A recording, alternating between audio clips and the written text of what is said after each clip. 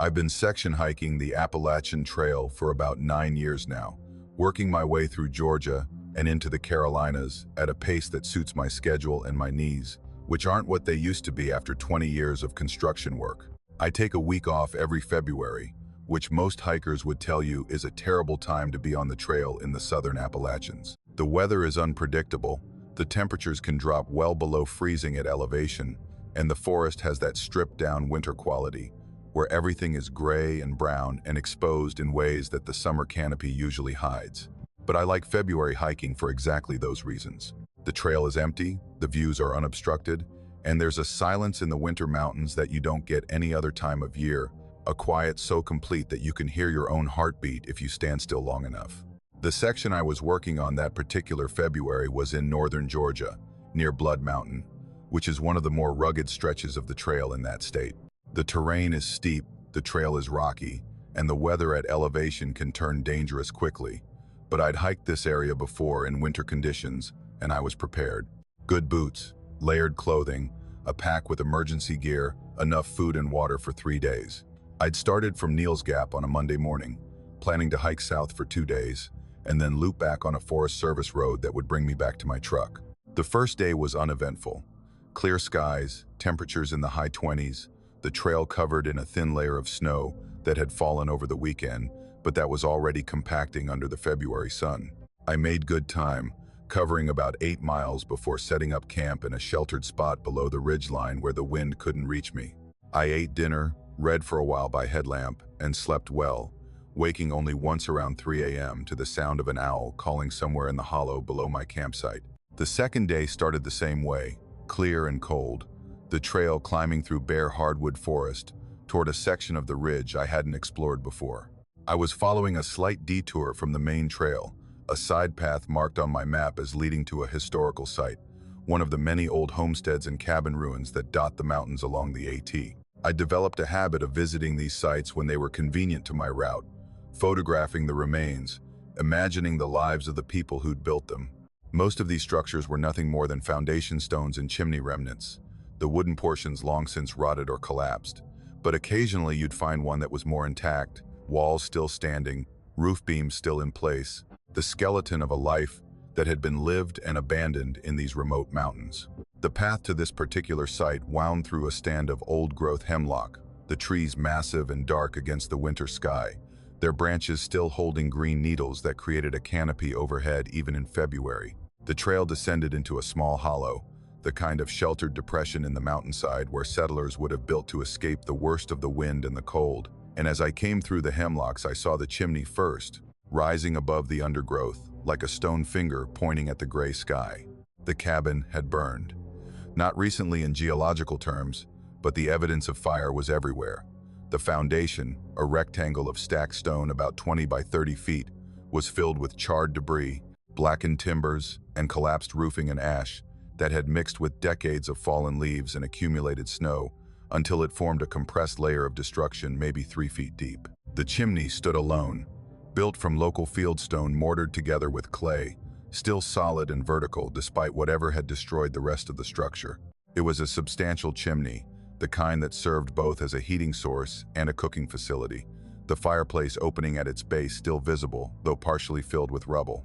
I stood at the edge of the foundation and studied the ruin, mentally reconstructing the cabin from the evidence available. It had been a good-sized structure for a mountain homestead, probably 2 rooms with a loft, the chimney centered on one end wall. The fire had been thorough, consuming everything combustible and leaving only the stone foundation and chimney.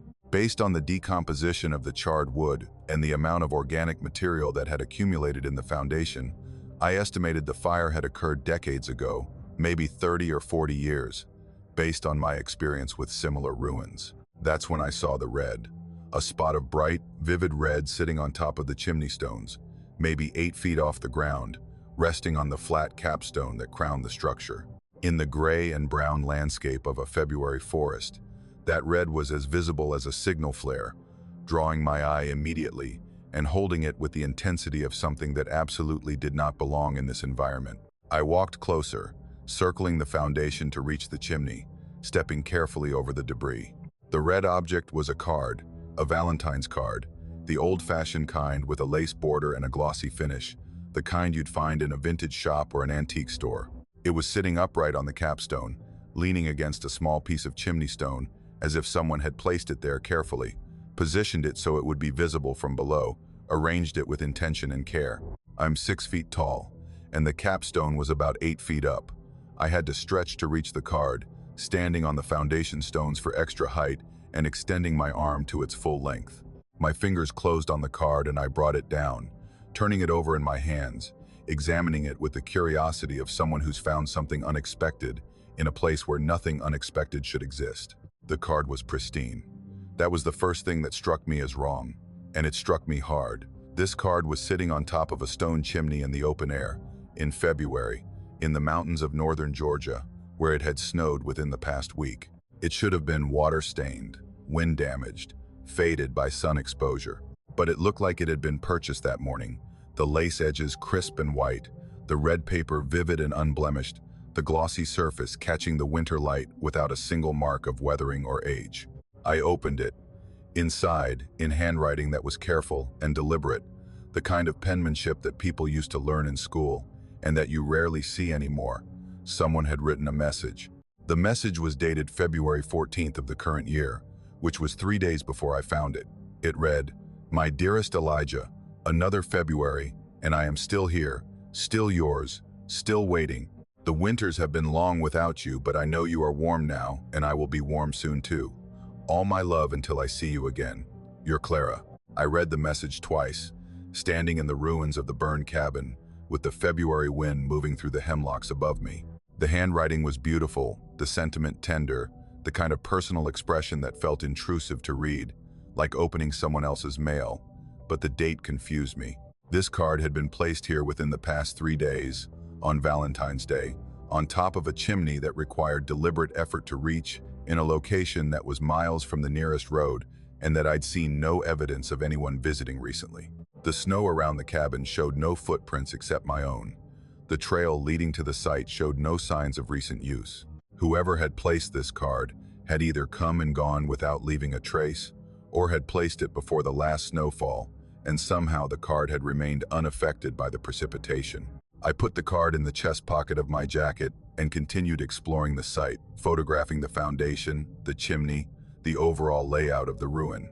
But my mind kept returning to the card, to the names Elijah and Clara, to the message that spoke of waiting and warmth, and a reunion that seemed to exist in some future tense that carried emotional weight I couldn't quite parse.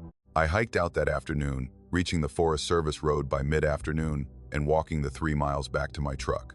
On the drive out, I stopped at the ranger station near Neal's Gap, a small building staffed by a Forest Service employee who managed the trail registers and handled permits for the area. The ranger on duty was a man in his 50s named Dennis, someone I'd spoken with on previous trips, a lifelong local who knew the mountains and their history, with the intimate familiarity of someone who'd grown up in their shadow. I showed him the card and told him where I'd found it. I asked about the cabin, whether anyone was known to visit the site regularly, whether the ruin had any particular significance that would explain why someone would hike miles into the backcountry to leave a Valentine's card on a chimney. Dennis looked at the card for a long time. He turned it over, read the message inside, and then set it down on the counter between us, with a carefulness that seemed disproportionate to the object, the way you'd handle something fragile or sacred. "That cabin belonged to Elijah Combs," he said. "He built it in the early 1960s, lived there with his wife Clara. They were an older couple, had moved up from the valley, wanted to live simply in the mountains. Elijah was a woodworker, made furniture, sold it at markets in Dahlonega and Cleveland. Clara kept house, tended a garden, kept chickens. They lived up there year-round, even through the winters, which most people wouldn't attempt at that elevation." He paused, looking at the card on the counter. "The cabin burned in February of 1987. Elijah died in the fire. The cause was never officially determined. Maybe a chimney fire, maybe a stove malfunction, but the cabin went up fast and Elijah didn't get out. Clara wasn't home when it happened. She'd gone down to the valley for supplies, and when she came back, the cabin was gone and Elijah was still inside." I asked what happened to Clara. Dennis's expression shifted into something more complicated, a mix of sympathy and something else that I'd later identify as unease. Clara never left, he said. Not really. She moved to a relative's house in the valley, but every February she'd hike up to the cabin site and leave a Valentine's card on the chimney for Elijah. Every year, without fail, February 14th, she'd make that hike regardless of weather or her own health. She did it from 1988 until 2004, when she passed away. Stroke took her quick. After that, there was no one to leave the cards. Her children had moved away, didn't share her attachment to the site. As far as I know, no one has left a card on that chimney in almost 20 years. I pointed to the date on the card. This year, 3 days ago. Dennis looked at it and didn't say anything for a moment that stretched long enough to become uncomfortable. That's Clara's handwriting, he said quietly. I've seen it before, on the cards that accumulated on the chimney over the years before the weather destroyed them. That's definitely her hand. I asked him how that was possible, how a woman who'd been dead for nearly 20 years could leave a card dated 3 days ago. He shook his head, not in denial, but in the manner of someone who's been confronted with something that falls outside the boundaries of what he's prepared to explain. I don't know, he said, but I'll tell you something that I've never told a hiker before, because it's the kind of thing that makes people think you're not right in the head. I've been up to that site several times over the years, checking on the condition of the chimney, making sure the ruin isn't a hazard. And twice, both times in February, I've found cards on that chimney. Fresh cards, undamaged, with messages from Clara to Elijah dated that year, in handwriting that matches the cards I saw her place there herself when she was alive. He pushed the card back toward me across the counter. Keep it if you want, or put it back next time you're up there. But I'll tell you this, that chimney has been standing since 1987, and every February something or someone puts a card on it that shouldn't be there, and I've stopped trying to figure out why. I took the card back to my motel that evening, planning to examine it more carefully under good lighting. I sat at the small desk in my room and opened the card again, reading Clara's message to Elijah, studying the handwriting, looking for any indication that this was a reproduction or a prank or an elaborate piece of trail magic left by a hiker with too much time and a romantic imagination. That's when I noticed the writing on the back. I'm certain as I can be of anything, that there had been nothing on the back of the card when I first found it, when I first examined it at the cabin site, when I showed it to Dennis at the ranger station. The back of the card had been blank, the same glossy red as the front, unmarked. But now, sitting under the fluorescent light of a motel room in Dahlonega, there were words on the back of the card, written in the same careful cursive as the message inside, in ink that looked wet, that gleamed under the light as if it had just been applied. The words read, "He finally came home." 4 words that rearranged everything I thought I understood about the card and the chimney and the burned cabin in the hemlocks. Clara hadn't just been leaving messages for a dead husband. She'd been waiting for something, expecting something, and according to these 4 words that had appeared on a card that I'd been carrying in my jacket pocket for the past 6 hours, whatever she'd been waiting for had happened.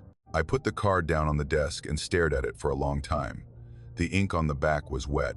I touched it with my fingertip, and it smeared slightly.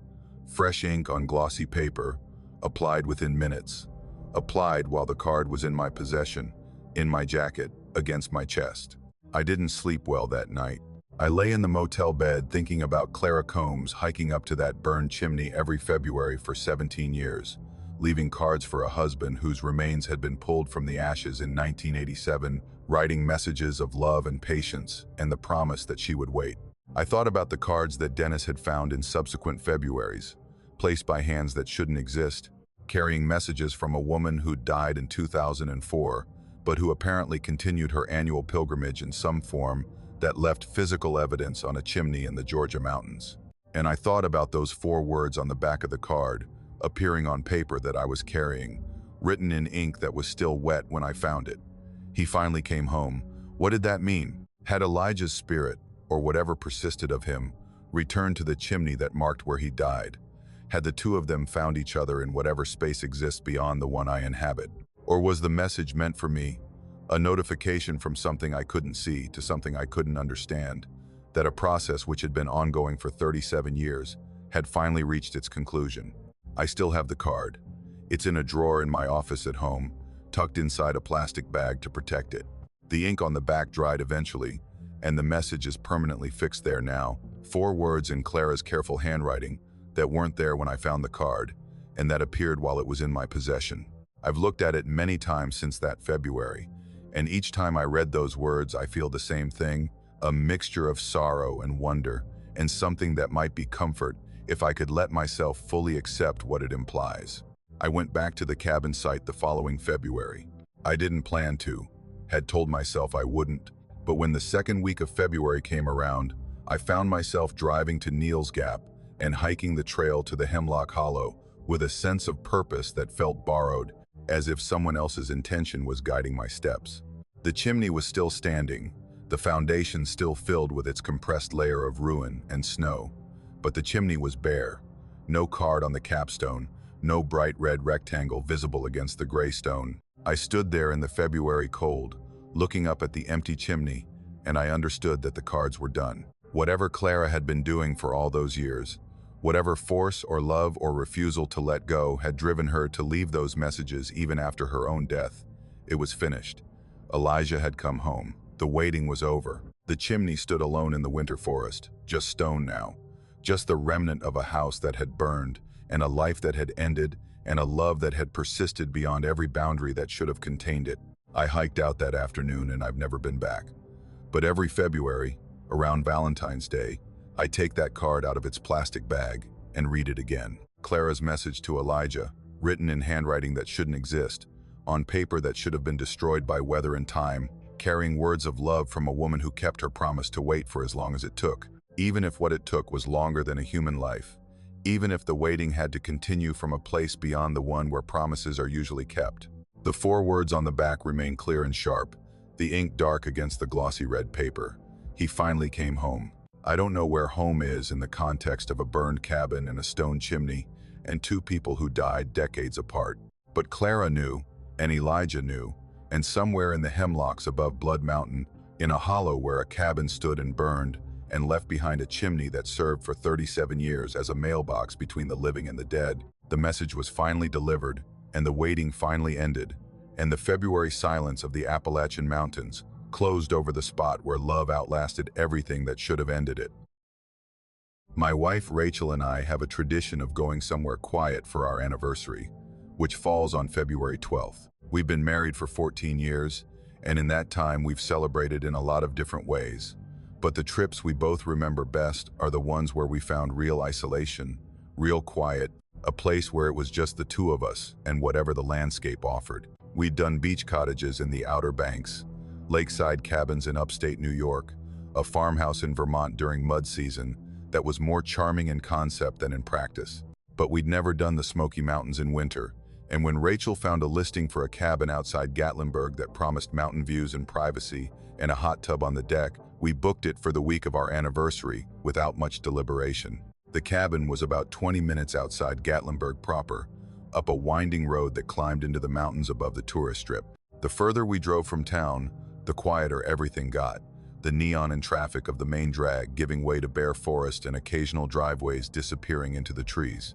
Our rental was at the end of a gravel road that branched off the main mountain road and climbed steeply for about half a mile before dead-ending at a small clearing. The cabin sat at the top of the clearing, a modern A-frame with large windows facing west toward a view of the Smoky Mountain ridgeline that was, I have to admit, exactly as spectacular as the listing had promised.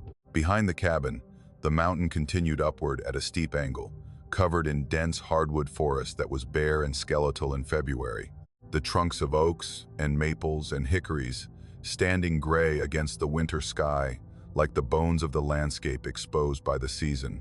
We arrived on a Thursday afternoon, unpacked the car, explored the cabin, and settled in for what we expected to be a week of doing absolutely nothing. The cabin was well equipped, 2 bedrooms, a full kitchen, a living room with a stone fireplace, and that hot tub on the back deck overlooking the mountains. There was no cell signal, which Rachel and I both considered a feature rather than a deficiency, and the nearest neighbor was out of sight down the mountain, their presence indicated only by a mailbox we'd passed on the drive up. It was the kind of isolation we'd been looking for, complete and deliberate and bordered on all sides by winter forest. The first 2 days were perfect. We hiked during the mornings, cooked elaborate meals in the afternoons, sat in the hot tub in the evenings, watching the sun set behind the ridgeline. The weather was cold but clear, temperatures in the 20s during the day and dropping into the teens at night, the sky sharp and blue and cloudless. We saw no other people on our hikes, heard no sounds from the neighboring properties, existed in a bubble of quiet that felt earned and precious. On our third night, Saturday, the weather changed. A front moved in from the west, bringing clouds that sealed over the mountains like a lid, and by midnight, it was snowing. Not the light dusting that the forecast had predicted, but a steady, heavy snowfall that accumulated rapidly, covering the deck and the clearing and the road with a blanket of white that was several inches deep by the time I woke at 6 a.m. on Sunday morning. I got up before Rachel, as I usually do, and made coffee in the kitchen while watching the snow continue to fall through the large windows. It was beautiful in the way that early morning snow is always beautiful. The world simplified and muffled and made new. By the time the coffee was ready, the snow had begun to taper off, and patches of blue were appearing in the clouds to the west. I put on my boots and jacket, grabbed my camera, and went outside to photograph the landscape before the sun hit it and began the process of melting and transformation. The front of the cabin was pristine, the clearing covered in unbroken white, the gravel road invisible under a smooth layer of snow. I took several photographs from the porch, capturing the view of the mountains with their fresh covering, the trees outlined in white, the sky clearing to a pale winter blue. Then I walked around the cabin to photograph the backside, where the mountain slope rose steeply into the forest. I stopped at the corner of the building. Something was wrong with the snow behind the cabin. The blanket of white that covered everything else was disturbed, marked by a line of depressions that started in the middle of the backyard, about 30 feet from the cabin's rear wall, and continued in a straight line directly up the mountainside, disappearing into the forest above. They were footprints. I could see that immediately, even from 20 feet away. The shapes pressed into the fresh snow were unmistakably human feet, the heel and ball and toe pattern clear and defined. I walked closer, my camera forgotten in my hand, my coffee steaming in the cold air.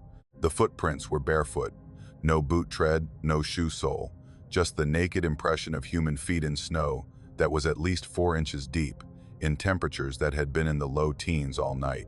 The toes were splayed slightly, the impressions detailed enough that I could see the individual toe marks, and they were pressed deep into the snow with a uniformity that looked almost manufactured, each print the exact same depth as the last, each stride the exact same length, each foot placed with a precision that showed no variation, no adjustment, no sign of the natural irregularities that human walking produces. They started in the middle of the yard. That was the detail that made me stop and stare, that made the unease I'd been building since I first saw the disturbance crystallize into something more acute. The prints didn't come from anywhere. They didn't lead from the road, didn't emerge from the tree line on either side, didn't connect to the cabin. They simply began, as if whoever made them had materialized in that spot, standing in the middle of the backyard in the snow, and had then walked in a straight line directly up the mountain. I looked at the slope above me. The prints continued upward at a consistent angle, cutting through the bare winter forest in a line so straight it looked drawn with a ruler.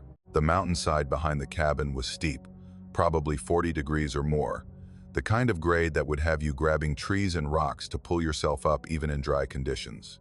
In 4 inches of fresh snow, with bare feet, the climb would have been extremely difficult for anyone, and the prints showed no sign of difficulty. No slipping, no deeper impressions where a foot had dug in for purchase, no handprints or knee marks where someone had stumbled or fallen.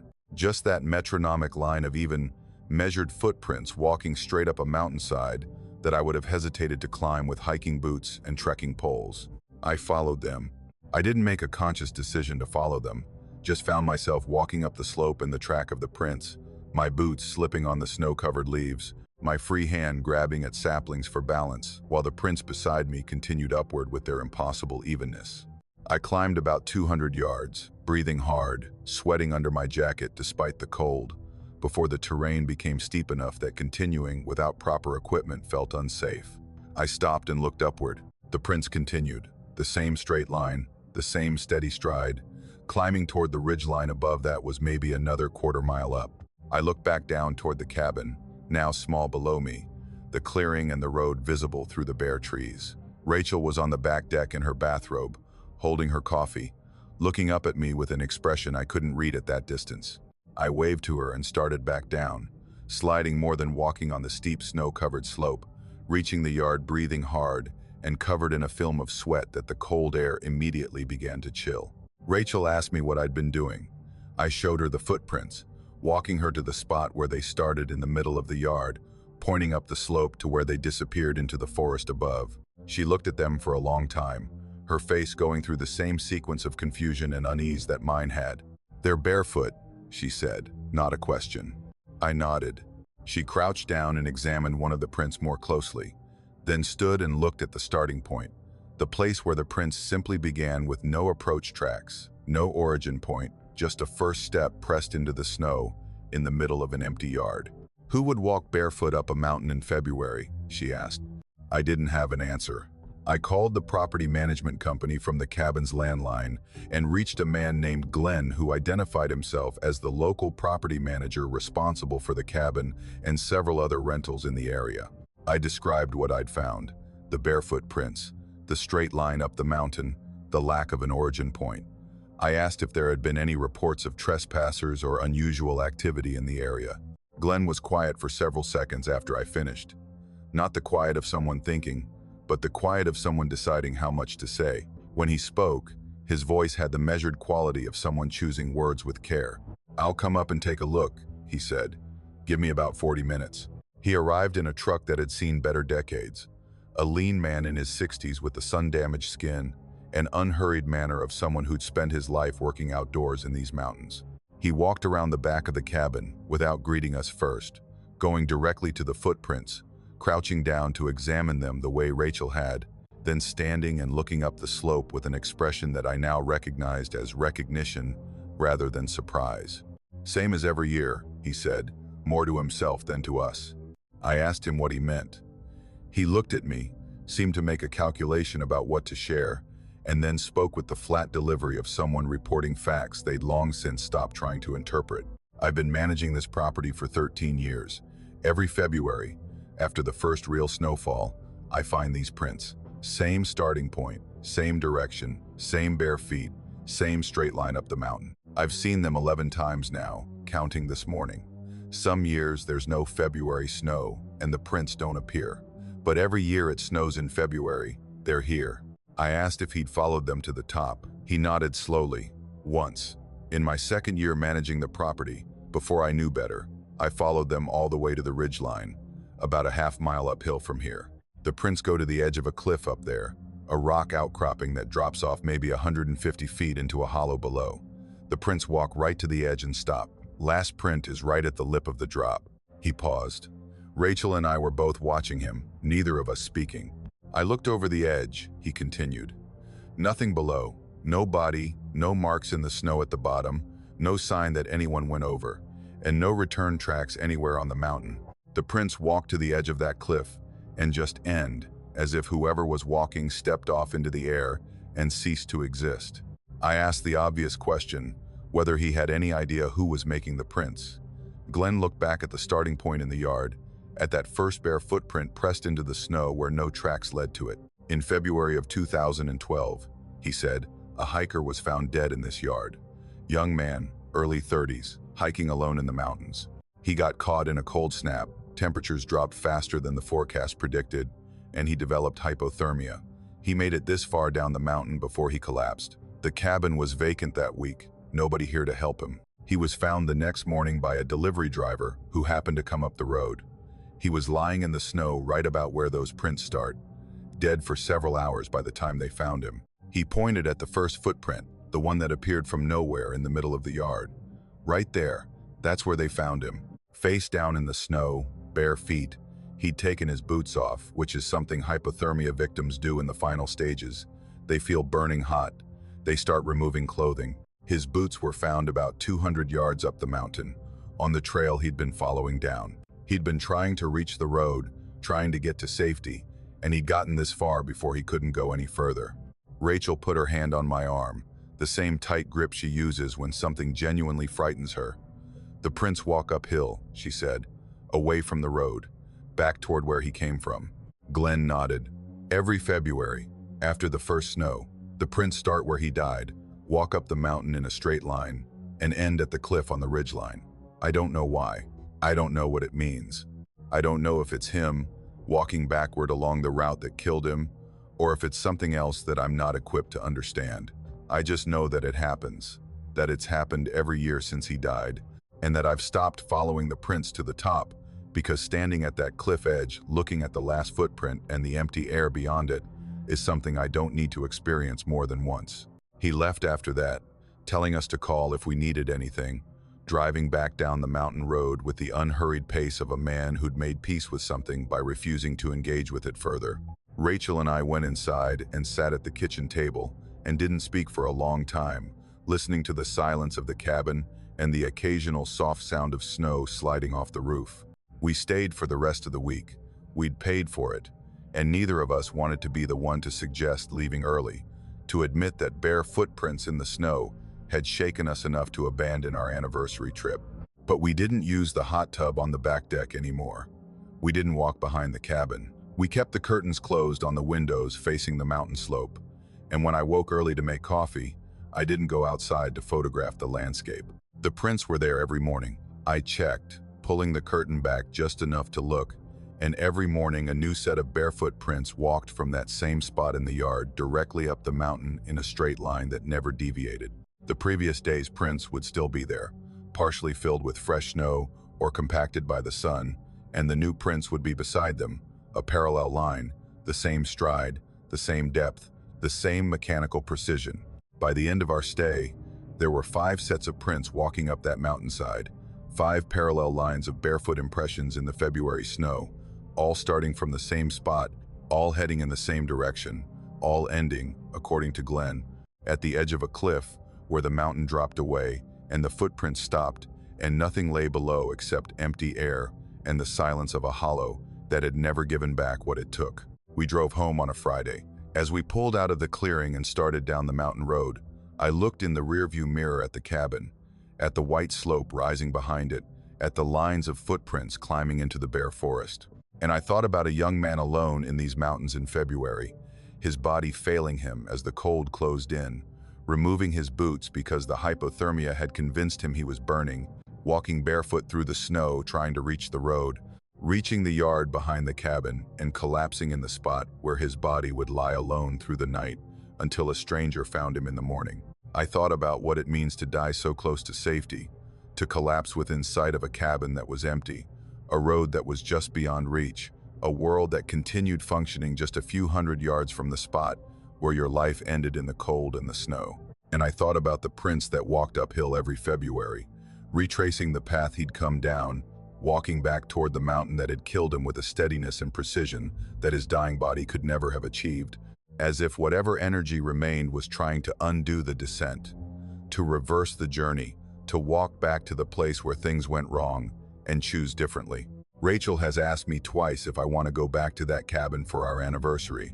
Both times I've said no, suggested somewhere else, somewhere flat, somewhere warm, somewhere that doesn't have a mountainside behind it, where bare footprints appear in February snow and walk uphill with the mechanical certainty of something that will keep walking that same path every year until the mountain itself wears away or the snow stops falling or whatever holds those prints in their annual repetition finally releases its grip and lets a man who died in the cold stop climbing back toward the place that killed him. I don't think it will, though. Glenn has seen the prints for 11 years. I've seen them for 1. And somewhere in the mountains above Gatlinburg, on a cliff that overlooks a hollow where no body has ever been found, there is a last footprint at the edge of empty air, pressed into the snow every February by bare feet that walked out of death and climbed towards something that only the dead can see, something at the top of the mountain or beyond it, something that a young man has been walking toward for over a decade now, and that he hasn't reached yet, or that he reaches every year and then returns to start again, walking the same line, climbing the same slope, stepping off the same cliff into the same empty air, February after February, year after year, alone in the cold and the snow and the silence of mountains that remember everything and explain nothing. I work as a pipeline inspector for a natural gas company that operates across several states in the Appalachian region. The job requires a lot of driving, mostly on rural roads, mostly at odd hours, getting to remote wellheads and compressor stations that are scattered through the mountains of West Virginia, Kentucky, and Virginia. I've been doing this work for 16 years, and in that time I've driven more miles of Appalachian backroads than I could ever calculate, at every hour of the day and night, in every kind of weather these mountains can produce. I'm comfortable driving alone through small towns at 2 a.m., comfortable with the solitude of empty roads and dark hollows, comfortable with the particular kind of loneliness that comes from being the only moving vehicle in a landscape of sleeping houses and shuttered businesses. Or I was comfortable, until a February night in eastern Kentucky when I stopped in a town whose name I've never been able to find on any map since. The job site I was heading to was in Pike County, near the Virginia border, and I'd left my hotel in Prestonsburg around 1 a.m. to make the drive, wanting to arrive before dawn to catch a pressure reading that had to be taken during the coldest part of the night. The route took me on a 2-lane highway that wound through the mountains, passing through a string of small towns that blurred together in the headlights, each one a cluster of houses and a church and maybe a gas station, most of them dark at that hour, the only light coming from the occasional porch lamp or the blue flicker of a television visible through a window. The weather was brutal. February in eastern Kentucky can be genuinely dangerous, and this particular night the temperature had dropped to around 5 degrees, cold enough that the road surface had a crystalline sheen from the moisture in the air freezing on contact. There was no wind, which at those temperatures creates an eerie stillness, the cold settling into the hollows like something physical, a weight pressing down on the landscape. My truck's heater was running full blast, and I could still feel the cold radiating through the windows, pressing against the glass as if trying to get in. I was about 40 minutes into the drive, on a stretch of highway that I'd driven before but that I didn't know intimately, when I came around a curve and found myself entering a small town. This wasn't unusual. The highway passed through dozens of these communities, most of them unincorporated, some of them barely qualifying as towns at all. Just a scattering of buildings along the road that had accumulated over decades around a church or a post office or a general store that no longer existed. This town was slightly larger than most. There was a main street of sorts, the highway widening slightly as it passed between 2 rows of buildings, mostly single-story commercial structures with the facades of mid-century small-town America, a hardware store, what might have been a pharmacy, a building with a sign too faded to read. Everything was dark, everything was closed, the buildings standing silent in the 5-degree cold, with their windows reflecting my headlights back at me. Then I heard the bells. They cut through the sound of my engine and my heater with a clarity that seemed impossible, a full peal of church bells ringing out across the frozen town, the sound rich and resonant and completely out of place at whatever time it was. I checked my dashboard clock. 3 a.m. exactly. I slowed the truck and looked for the source. On the right side of the main street, set back slightly from the road, was a church. It was a small white clapboard building with a steeple, the kind of structure you see in every town in Appalachia, built from the same template of Protestant simplicity that's been replicated across these mountains for 2 centuries. Even in the darkness, I could see that the building hadn't been well maintained. The white paint was peeling, the steps leading to the front door were sagging, and the steeple leaned slightly to one side in a way that suggested structural compromise. But the bells in that steeple were ringing with a vigor that belied the building's condition, each peal clear and sustained, the sound carrying across the empty town and echoing off the surrounding hillsides. I pulled over. I'm not sure why. I'm not a particularly curious person by nature, and stopping in a strange town at 3 a.m. on a freezing night to investigate church bells was not the kind of decision I normally made. But the sound drew me in a way that bypassed my normal caution, the bells producing a quality of sound that was not just audible but felt, a vibration that seemed to enter my body through the steering wheel and the seat and the floorboards, calling me toward the source with an insistence that made not stopping feel like the strange choice. I got out of the truck and the cold hit me like a physical blow, the 5-degree air searing my lungs on the first breath and making my eyes water instantly. I pulled my jacket tighter and walked toward the church, my boots crunching on the frozen ground, my breath creating thick clouds that hung in the motionless air. The bells continued above me, the sound larger now that I was outside, filling the street, filling the valley, filling the night with a music that was beautiful and wrong. The church's front door was open, not ajar, not slightly cracked, but standing wide open, the interior visible from the street, and from that open doorway, Warm amber light was pouring out onto the frozen steps like something liquid, pooling on the wood and spilling down toward the ground. The light was the warm yellow of oil lamps or candles, nothing like the harsh white of electric fixtures, and it transformed the frozen steps into something that looked inviting, a threshold between the killing cold of the February night and something warm and occupied inside. I climbed the steps. The wood groaned under my weight but held, and as I reached the doorway, the warmth from inside touched my face like a hand, the temperature differential between the interior and exterior so extreme that it felt like stepping toward a fire.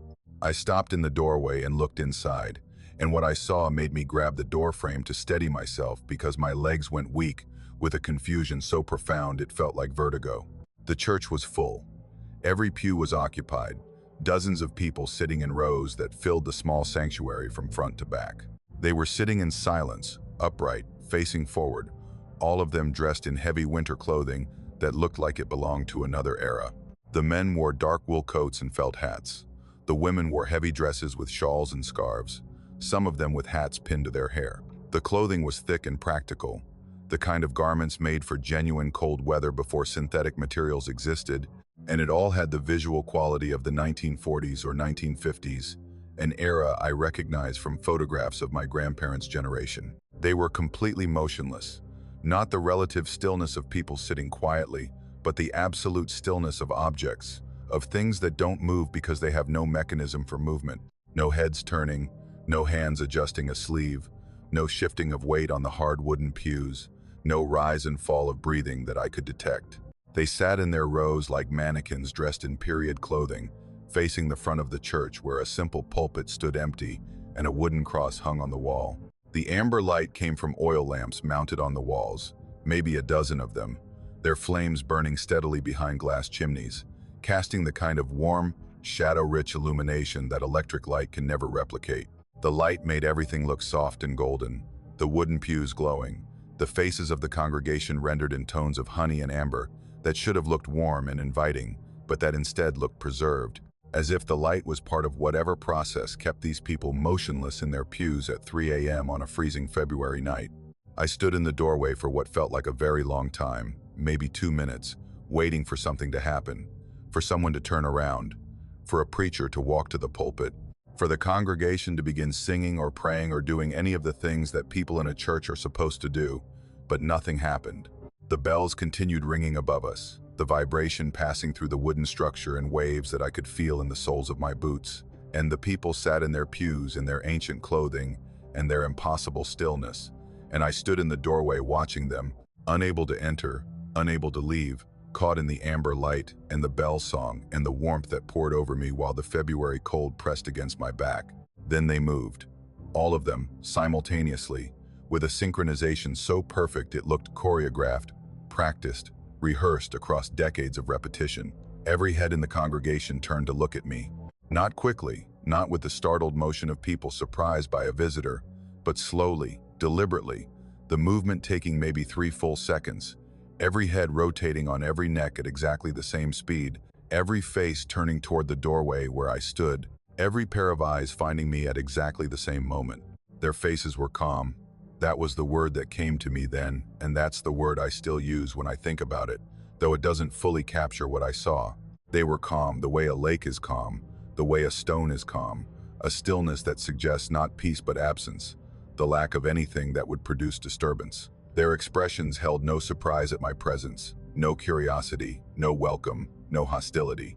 They looked at me with the mild attentiveness of people checking something they'd been expecting, evaluating whether the thing that had arrived was the thing they'd been waiting for. It wasn't. I knew this because of what happened next.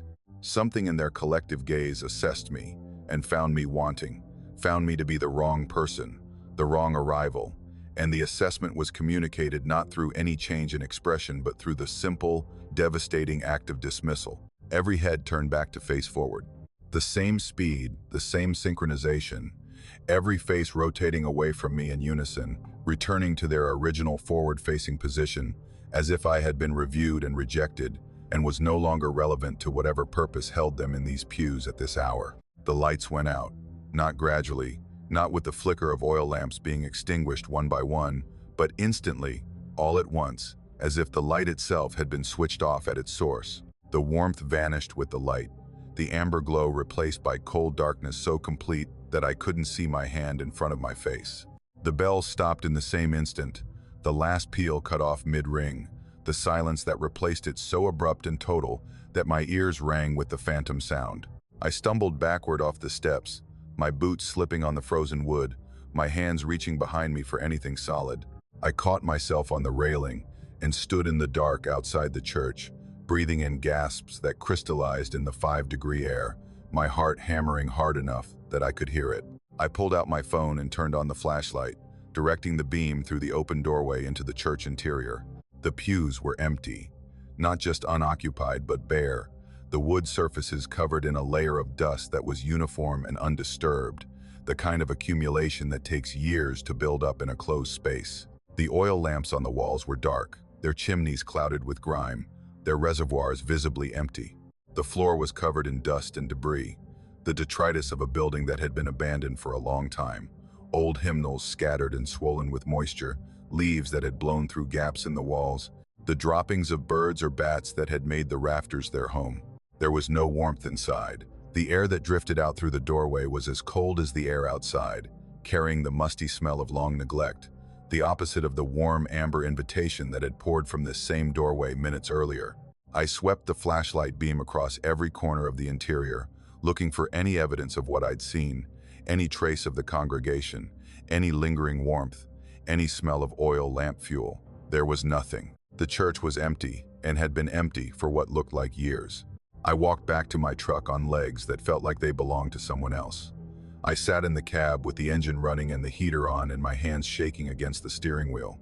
The church was visible through my windshield, a dark shape against the darker hillside behind it, the steeple tilting against the stars, the open doorway, a rectangle of blackness that my headlights couldn't quite reach. I drove away. I drove the remaining distance to my job site and performed the inspection and drove back to my hotel and sat on the bed in the fluorescent light of a room that was ugly and modern and completely, reassuringly real. I didn't sleep that night. I sat against the headboard and thought about the faces that had turned toward me in synchronized motion, the calm appraisal, the collective judgment that I was not the one they were waiting for, the dismissal that preceded the darkness. The next day, I tried to find the town.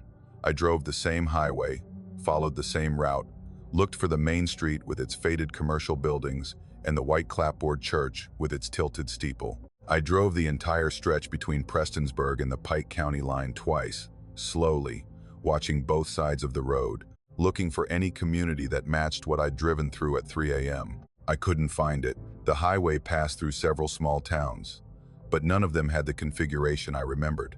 The 2 rows of commercial buildings, the church set back from the road on the right side. I stopped at gas stations and asked about a white church with a leaning steeple, and people either shook their heads or pointed me to churches that weren't right, buildings in the wrong location with the wrong architecture in towns that weren't the town I'd passed through. I've driven that highway many times since that February night, sometimes during the day, sometimes at night, sometimes in February. I've never found the town again.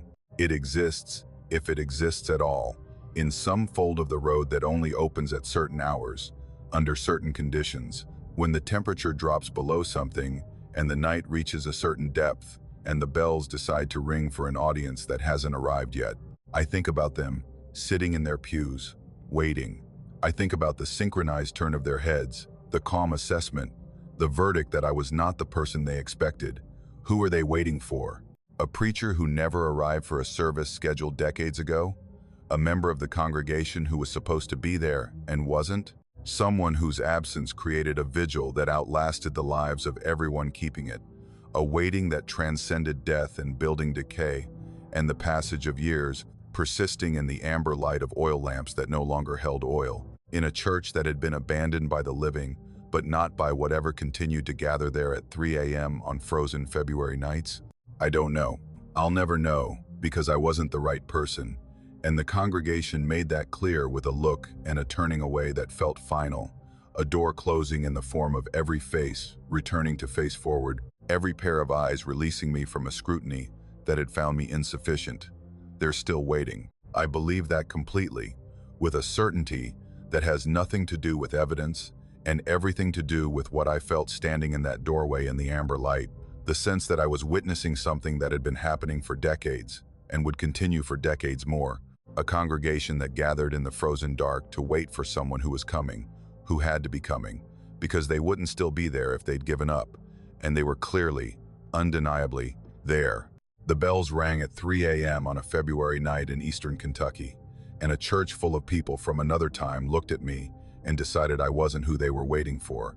And the lights went out and the bells stopped, and I was alone in the cold dark of a town that doesn't appear on any map, and a church that sits empty and dusty until the hour comes around again, and the lamps light themselves, and the pews fill, and the bells ring, and the congregation waits, patient and calm and still, for someone who hasn't come yet but who they believe, with a faith that outlasts death and time, and the slow collapse of the building around them, will come eventually, will walk through that door on some frozen February night and be recognized, and whatever service has been waiting to begin will finally begin, and the bells will stop ringing because they won't need to call anymore, and the amber light will go out for the last time because the waiting will finally be over, and the church on the main street of a town that exists only in the deepest hours of the coldest nights will release its congregation to whatever rest they've been denied for all the years they've spent sitting in their pews in their heavy winter clothing, faces forward, motionless, waiting for someone who isn't me. My brother Paul and I have been ice fishing together since we were kids, taught by our father, who was taught by his father, in a chain of winter tradition that stretches back at least 4 generations in our family. We grew up in Elkins, West Virginia, in the Allegheny Highlands, where the winters are long enough and cold enough that the mountain lakes freeze solid by late December and stay frozen through February most years, sometimes into March. Ice fishing in this part of the state isn't a casual hobby. It's a discipline, requiring knowledge of ice conditions, water depth, fish behavior in cold water, and the particular patience that comes from sitting on a frozen lake in 20-degree weather, waiting for something to happen beneath your feet. The lake I need to tell you about is called Spruce Lake, though that's not its official name. The official name is on the maps, but locals have always called it Spruce Lake because of the dense stands of red spruce that surround it on 3 sides, the trees growing down to the water's edge in a dark wall of green that makes the lake feel enclosed and private even when you're standing in the middle of it. The lake sits at about 3,800 feet elevation, in a bowl between 2 ridges, accessible by a Forest Service road that's maintained in summer, but that becomes questionable in winter, sometimes requiring chains or a vehicle with serious clearance to navigate the last mile. It's not a popular destination. The fishing is decent but not spectacular. The access is difficult, and the location is remote enough that you're unlikely to see another person during a full day on the ice. Paul and I had been fishing Spruce Lake for about 15 years, visiting 2 or 3 times each winter, and we'd never had a problem there beyond the usual challenges of cold weather and stubborn fish. We went up on the first Saturday of February. The winter had been consistently cold, temperatures staying below freezing for 3 straight weeks, which meant the ice was thick and solid. We drove up in Paul's truck, parking at the end of the Forest Service road, where a small clearing served as an informal launch point. The morning was gray and still, the sky a uniform sheet of cloud that sat on the ridgetops like a ceiling, the temperature around 15 degrees, cold enough to keep the ice solid but not so cold that being outside was miserable. We loaded our gear onto the plastic sleds we used to haul equipment across the ice, fishing rods and tackle, the auger for drilling holes, a portable shelter we could set up if the wind picked up, a cooler with food and hot coffee, and the usual safety equipment, rope and ice picks, and a first aid kit. We walked out onto the ice about 200 yards from shore, to a spot we'd fished before where we knew the bottom dropped off into deeper water, maybe 60 to 70 feet deep, the kind of depth where lake trout would hold during the winter months. The ice was beautiful that morning, clear in places, opaque in others where snow had been compressed into the surface, and thick enough that when we drilled our first hole with the auger, the bit had to cut through a good 8 inches before it broke through to the water below. 8 inches of ice is more than safe for foot traffic. You could park a truck on 8 inches of ice without concern. We set up our gear, baited our lines, dropped them through the holes, and settled into the familiar routine of waiting. The morning passed quietly.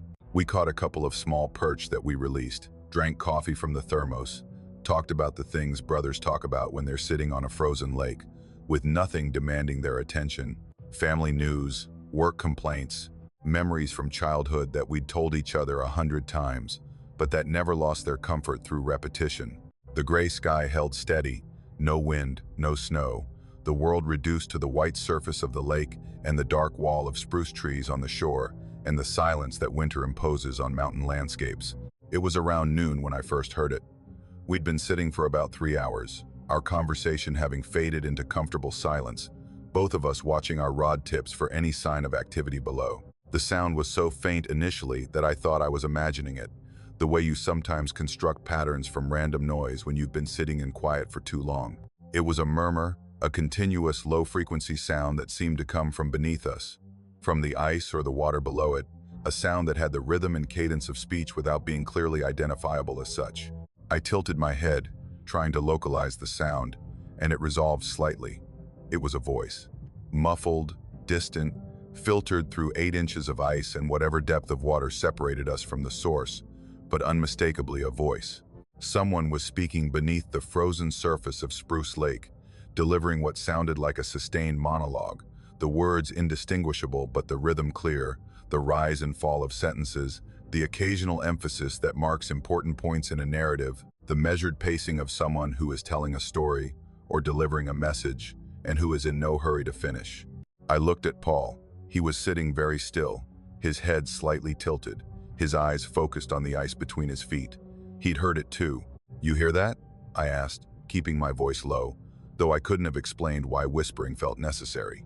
He nodded without looking up. "Sounds like someone talking," he said, "under the ice." We both listened. The voice continued, steady and patient, the cadence never changing, the volume constant, a continuous stream of articulate sound that was always just below the threshold of comprehension. It was like listening to a conversation through a thick wall, where you can hear that someone is speaking and can detect the emotional quality of their speech, but can't make out individual words. The voice sounded male, calm, authoritative in the way that a teacher or a storyteller is authoritative, someone accustomed to speaking at length and being listened to. I told myself there were explanations. Sound travels strangely across and through ice. The lake could be transmitting sounds from the shore, voices from hikers or hunters distorted by the medium into something that sounded like it was coming from below. Underwater currents can produce sounds that mimic speech. Ice itself makes sounds as it expands and contracts, creaks and groans and pops that the human brain, wired for pattern recognition, can interpret as voices. But this wasn't a creak or a groan. This was speech. Sustained, rhythmic, articulate speech produced by a human voice, coming from directly beneath the spot where Paul and I sat on 8 inches of solid ice over 60 feet of black mountain water. "Let's move," Paul said, already reaching for his rod. We packed up our gear quickly and dragged it about 50 yards to the left, setting up again in a new spot, drilling fresh holes, dropping our lines. The move took maybe 10 minutes, during which neither of us spoke, both of us listening for the voice, both of us hoping that the relocation would prove that the sound was tied to a specific spot on the lake, a geological feature, or an acoustic phenomenon fixed in place. The voice followed us. Within minutes of settling into our new position, the sound resumed, the same muffled speech, the same cadence, the same steady rhythm, coming from directly beneath us as if it had tracked our movement across the ice and repositioned itself to maintain its proximity. The volume was the same, the tone was the same, the patient, continuous delivery was the same. Whatever was producing, this sound was not fixed in place. It was beneath us, specifically beneath us, following our location with a precision that eliminated every natural explanation I'd been constructing. Paul's face had gone pale, which on my brother is notable because he's not a man who shows fear easily. He's a mechanic by trade, pragmatic to his core, the kind of person who responds to unusual situations by looking for the mechanical explanation, the loose bolt, the faulty connection, the rational cause that makes the mystery mundane. But he was sitting on the ice looking down between his feet with an expression that I recognized as genuine fear, the kind that bypasses the rational mind and speaks directly to the part of the brain that knows when something is wrong, in a way that can't be fixed with a wrench. "Drill a hole," he said. "I want to hear it clearly." I didn't want to. Something in me resisted the idea of opening a channel between us and whatever was speaking beneath the ice, of removing even 8 inches of frozen barrier between our world and the source of that voice. But Paul was already reaching for the auger, and the practical part of my mind argued that hearing the voice more clearly might help us identify what was producing it. I helped him position the auger, and we drilled a fresh hole, the bit grinding through the ice and breaking through to the water below with a splash of dark liquid that welled up and filled the hole to the ice surface level. The voice was louder through the open hole, dramatically louder, as if the 8 inches of ice had been muffling it significantly, and the open water provided a clearer transmission medium. We both crouched over the hole, our faces close to the dark water, listening with an intensity that blocked out everything else, the cold, the gray sky, the spruce trees on the shore, all of it fading as the voice filled our awareness. It was speaking words. Through the open hole, with the ice barrier removed, I could almost make them out, syllables that hovered at the edge of comprehension, rising from the dark water like bubbles, each one carrying a fragment of meaning that dissolved before I could grasp it. The voice was calm, measured, speaking with the even delivery of someone who has been talking for a very long time and who has no intention of stopping. Someone whose patience is not the patience of a person waiting for a response, but the patience of something that exists in a state of continuous speech, that has been speaking into the dark water since the ice formed and will continue speaking until it melts. Then I heard the name. It came through the water with a clarity that was shocking after the muffled indistinctness of everything else. A single word spoken with emphasis, rising from the dark hole in the ice with the precision of something aimed directly at us. The word was Paul. My brother's name, spoken in that calm, steady voice, articulated with care, placed into the stream of speech like a bookmark, a marker, a signal that the speaker knew who was listening and wanted them to know that they knew. Paul recoiled from the hole. His body jerked backward, as if he'd been physically pushed, his hands slapping the ice behind him, his face white. He'd heard it too, his own name, spoken from beneath 60 feet of black water, in a voice that had no business knowing it, delivered with the calm assurance of someone addressing an acquaintance. "It said my name," he whispered. His voice was shaking in a way I'd never heard from my brother, not when he'd broken his arm falling off a roof, not when he'd gotten the call about our mother's heart attack, not ever. It said my goddamn name. The voice continued. Through the open hole, the steady stream of speech went on, the words once again hovering just below comprehension, the cadence unchanged, the patience infinite. But now that I'd heard Paul's name in that stream, I was listening differently, listening for my own name, dreading the moment when the voice would shape the syllables that identified me, that confirmed I was not an anonymous eavesdropper but a known and specific audience for whatever was being said. I didn't hear my name. I don't know if that makes it better or worse. We packed up, fast, messy, throwing gear onto the sleds without organizing it, reeling in lines without proper care, the auger tossed on top of the pile. We started walking toward shore, pulling the sleds behind us, moving at a pace just below running, the ice solid and reliable beneath our boots. The voice followed us. I could hear it through the ice, muffled again now that we'd left the open holes behind, but clearly present, clearly tracking our movement, the steady speech continuing beneath our feet as we walked. Each step we took, the voice was there, directly below, maintaining its position with a precision that meant it was not a fixed phenomenon but a mobile one, something that was following our path across the frozen surface, with an awareness of our location that made the ice between us feel very thin despite its 8 measured inches.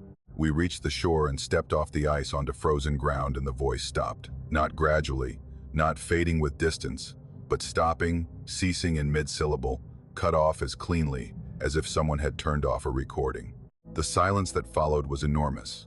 The normal quiet of a winter mountain lake, suddenly feeling like a void. The absence of that steady voice, creating a negative space that was almost as disturbing as the voice itself. We loaded the truck without speaking.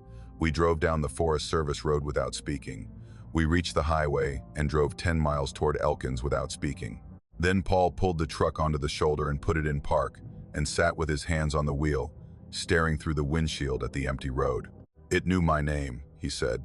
I didn't respond. There was nothing I could say that would make that fact less true. "Something is in that lake," he said. "Something that speaks. Something that knows who's listening." We drove the rest of the way to Elkins, and we've never been back to Spruce Lake. That was 3 years ago, And in those 3 years, neither of us has suggested going. Neither of us has mentioned it, and on the few occasions when the subject of ice fishing has come up in conversation, we both steer toward other lakes, other locations, anywhere that isn't the dark bowl between two ridges where the spruce trees grow down to the water, and something lives beneath the ice that speaks in a voice that is patient and knowing, and that follows you across the frozen surface, calling your name from 60 feet of black water. I've thought about going back, not to fish, but to listen, to crouch over a hole in the ice and try to make out the words that hover just below comprehension, to understand what the voice is saying in its endless monologue. I've thought about it in the way you think about anything that terrifies you, with a fascination that is really fear wearing a mask of curiosity. But I haven't gone, and I won't go, because of something that happened the week after our last trip to Spruce Lake that I've never told Paul about and never will. I was home, in my house in Elkins, lying in bed on a Wednesday night, the house quiet, the windows closed against the February cold, and I heard it, faint, barely perceptible, but unmistakable. The voice, the same steady cadence, the same patient rhythm, the same muffled speech that hovered at the edge of understanding. It was coming from the water pipes, from the plumbing in the walls of my house, through the water that flowed from the municipal supply, that drew from reservoirs fed by mountain streams, that drained the same highlands where Spruce Lake sat in its bowl between the ridges. I lay in my bed and listened to the voice speak through my pipes for maybe 30 seconds before I got up and turned on every faucet in the house, filling the plumbing with the sound of running water that drowned out whatever was trying to be heard. I haven't heard it since. But every February, when the cold settles in and the mountain lakes freeze and the water in the system runs a little colder, I listen. I stand in my kitchen with the faucet off and the house quiet, and I listen to the pipes. And sometimes, in the silence between the normal sounds of a house at rest, I think I hear something, a rhythm, a cadence, the faintest suggestion of a voice that has been speaking for a long time, that has something to say, that knows who is listening, and that is patient enough to wait for the moment when the water is still and the house is quiet, and the distance between a frozen mountain lake and the pipes in my walls collapses into nothing, and the voice that called my brother's name from beneath the ice finds its way to me through 60 miles of pipe and watershed and winter darkness. Still speaking, still patient, still waiting for someone to stop and listen long enough to understand what it has been saying all along. I bought the farmhouse in 2018, which means I've owned it for about 8 years now. It's a property in rural Augusta County, Virginia, in the Shenandoah Valley, about 15 miles from the nearest town of any size. The house sits on 23 acres of land that was once a working farm, most of it now gone to pasture and second-growth forest, with the original farmhouse and a couple of outbuildings that have seen better centuries. The house itself is a 2-story stone and timber structure, built in the 1890s according to the deed records, with additions that were made at various points through the early 1900s. It's the kind of property that real estate agents describe as full of character, which is a polite way of saying that everything needs work and the plumbing makes sounds at night that you learn to ignore. I bought the place because I wanted space and quiet and a project that would keep my hands busy after my divorce. I'm a carpenter by trade, comfortable with old buildings and their problems, and the farmhouse offered enough restoration work to keep me occupied for years. The structure was sound, the roof was newer than the rest of the building, and the 23 acres gave me the privacy I was looking for. The nearest neighbor about a half-mile down the road, the nearest streetlight even further.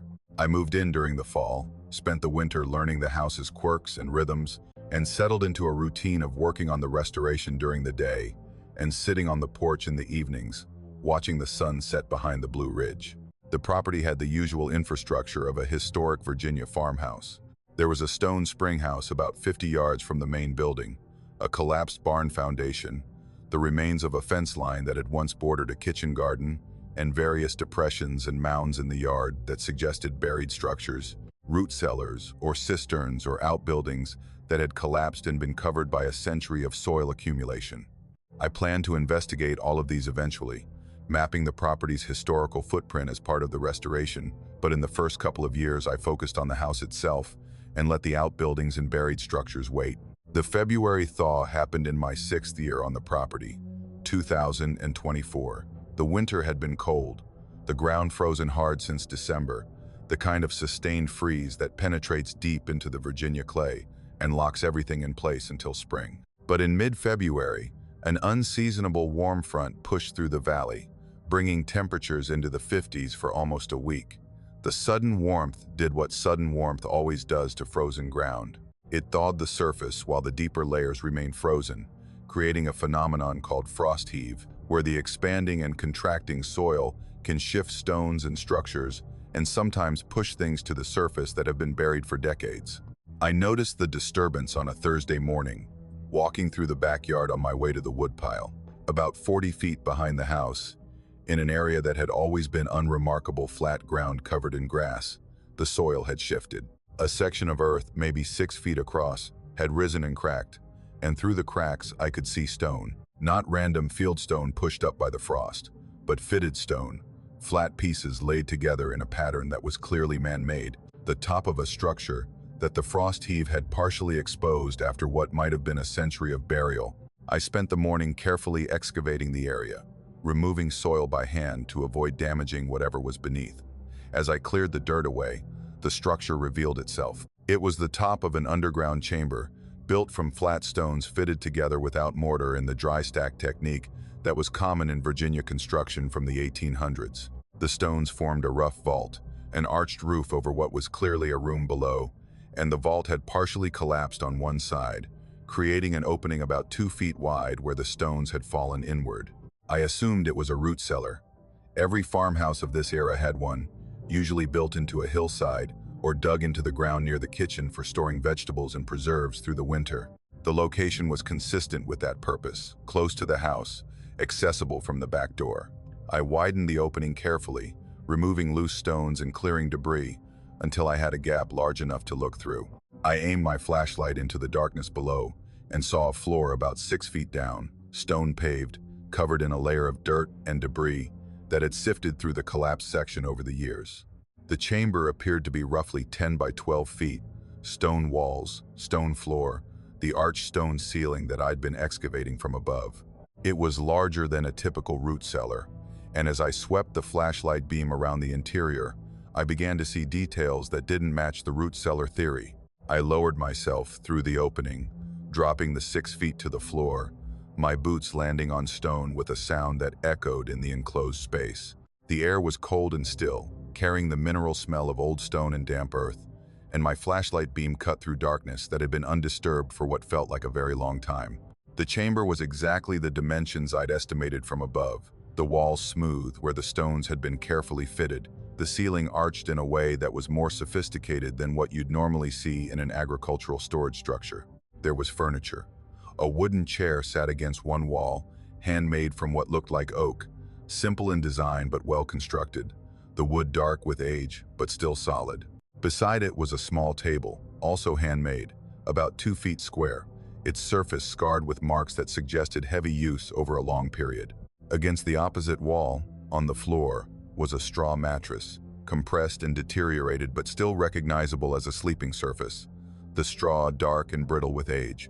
I should have left at that point.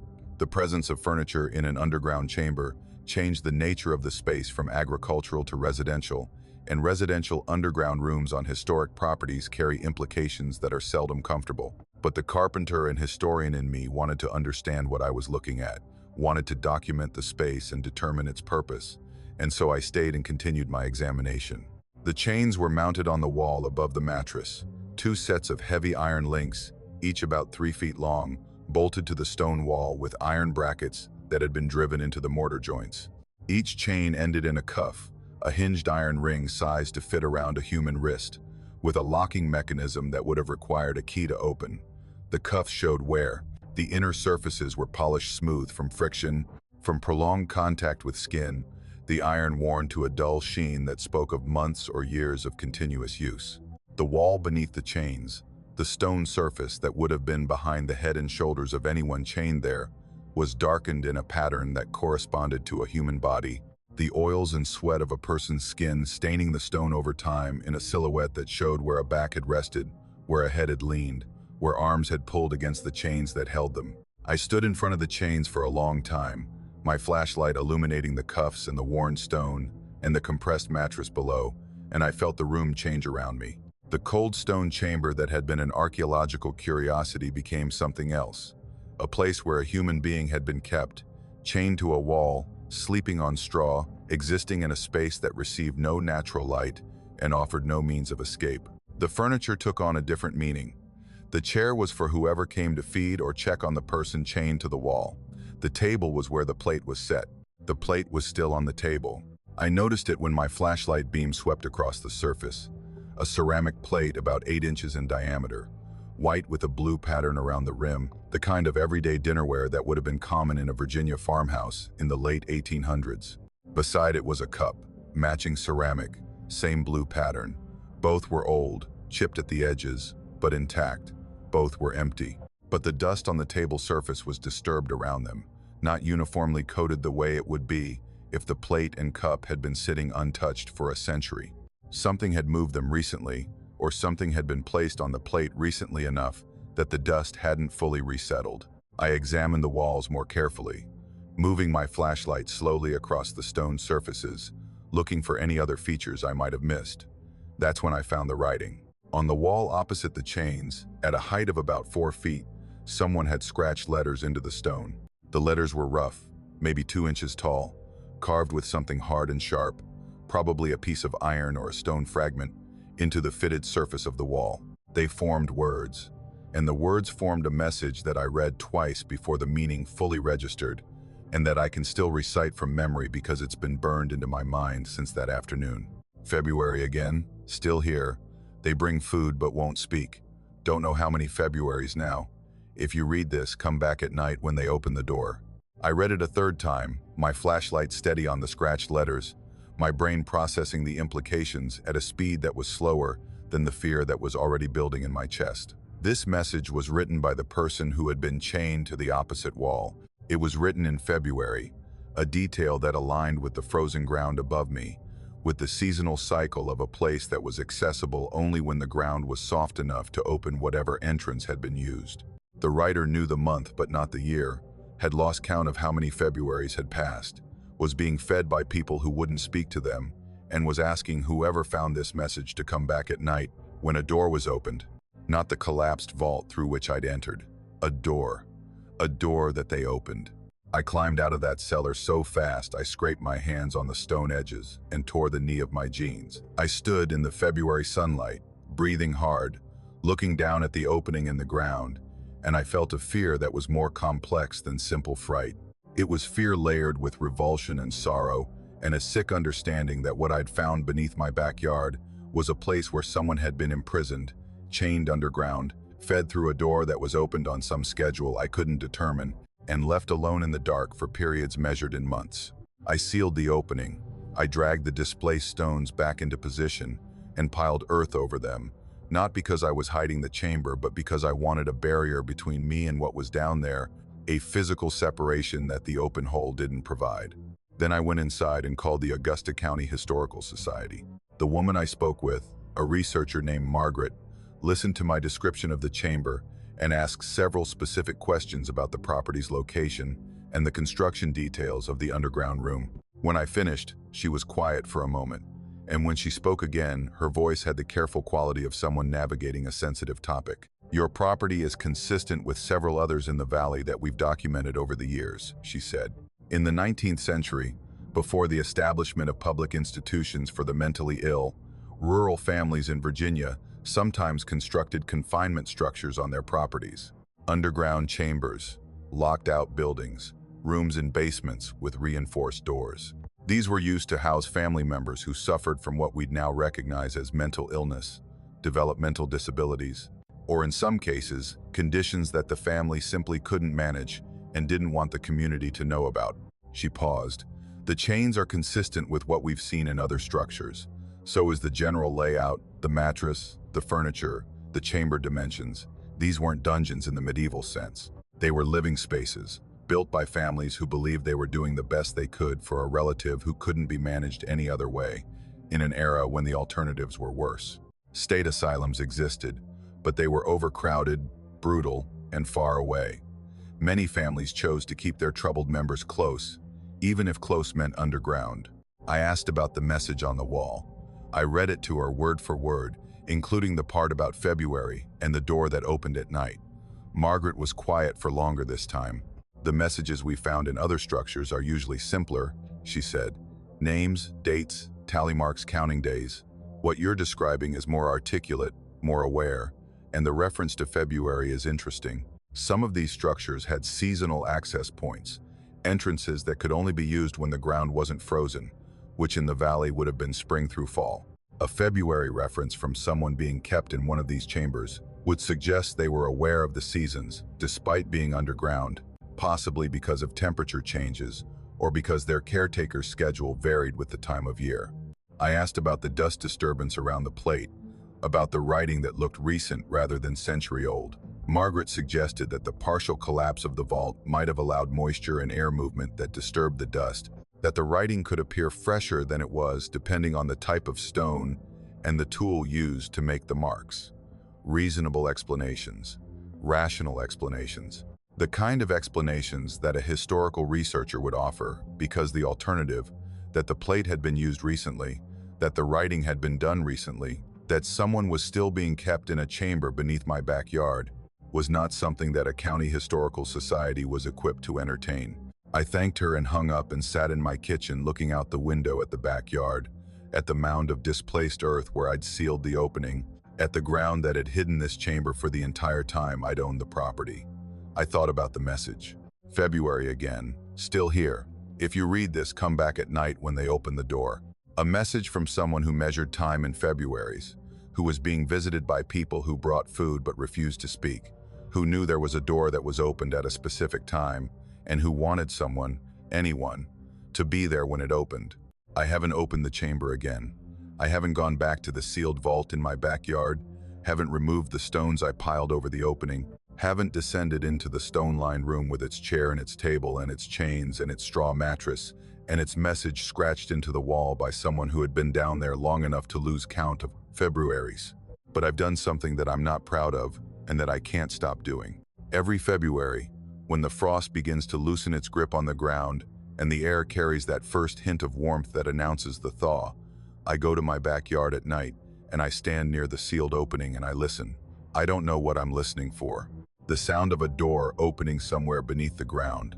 The sound of footsteps descending into a chamber that's been sealed for a century. The sound of a plate being set on a table by hands that belong to people who bring food but won't speak. I've never heard anything. The ground is silent, the night is silent, and the February air carries nothing but the smell of thawing earth and the distant sound of water running in the creek that borders my property. But every year I go out and listen, and every year I stand there in the dark, wondering about the message on the wall and the person who wrote it, and whether the door they mentioned is a door I've never found, a door that opens somewhere on my property on February nights, a door that leads down to a stone room where a plate is set on a table and chains hang from a wall, and someone waits, still waits, has been waiting for more Februaries than they can count, for someone to come back at night when the door opens, and to finally answer the question that the scratched letters have been asking for over 100 years. Are you still there? Is someone still down there, in the dark, in the cold stone room beneath my backyard, counting Februaries, waiting for the door, chained to a wall that bears the stain of their body, eating from a plate that someone sets on a table without speaking? The Historical Society says no, says these structures were abandoned when the families left, says the occupants were released or died or were transferred to institutions, but the dust around the plate was disturbed, the writing on the wall looked fresh, and the message didn't say I was here, it said still here, present tense, a word chosen by someone who, at the moment of writing, had not been released, had not died, had not been transferred anywhere, but was still there, in the chamber, in the chains, in the dark, waiting for someone to read the words and come back at night when the door opens, and to do what I can't bring myself to do, which is to go down into that chamber after dark and see what February looks like from the inside of a stone room, where someone has been counting seasons in scratched letters on a wall for longer than anyone alive can account for. I moved to Marshall, North Carolina, in January of 2021, after taking a job with a construction company that was renovating several historic buildings in the town. Marshall is a small place, the kind of Appalachian town that sits in a river valley between mountains that feel close enough to touch, with a main street that runs along the French Broad River and residential streets that climb the hillsides in steep switchbacks. It's beautiful in a rugged way, the kind of town that artists and writers have been discovering in recent years, but that still retains the character of the working community it's always been, with old houses and old families and the kind of deep local knowledge that takes generations to accumulate. The rental house I found was on a side street that climbed the hill above the main road, a small wooden frame house built in the 1950s on a lot that had been part of a larger property before the town expanded. It was nothing special architecturally: 2 bedrooms, a kitchen and living room, a front porch with a wooden railing that needed replacing, but it was affordable and close to the job sites, and it had the one thing I valued most at that point in my life. It was quiet. After 3 years of living in an apartment in Asheville, with paper-thin walls and neighbors who seemed to operate on a schedule designed to maximize noise at the hours when I most needed silence, the idea of a standalone house on a hillside, where the only sounds were the river and the wind, was exactly what I was looking for. I moved in on the 3rd week of January, bringing very little with me, because I'd sold most of my furniture during the move from Asheville. The house came partially furnished: a bed, a couch, a kitchen table with 2 chairs, the basics that a landlord provides when they know their tenants are transient workers who don't stay long. I unpacked, set up my few personal belongings, stocked the kitchen, and settled in with the satisfaction of someone who has finally found the quiet they've been needing. The quiet lasted until February 1st. I was in bed, reading, the house dark except for my bedside lamp, the night outside cold and still.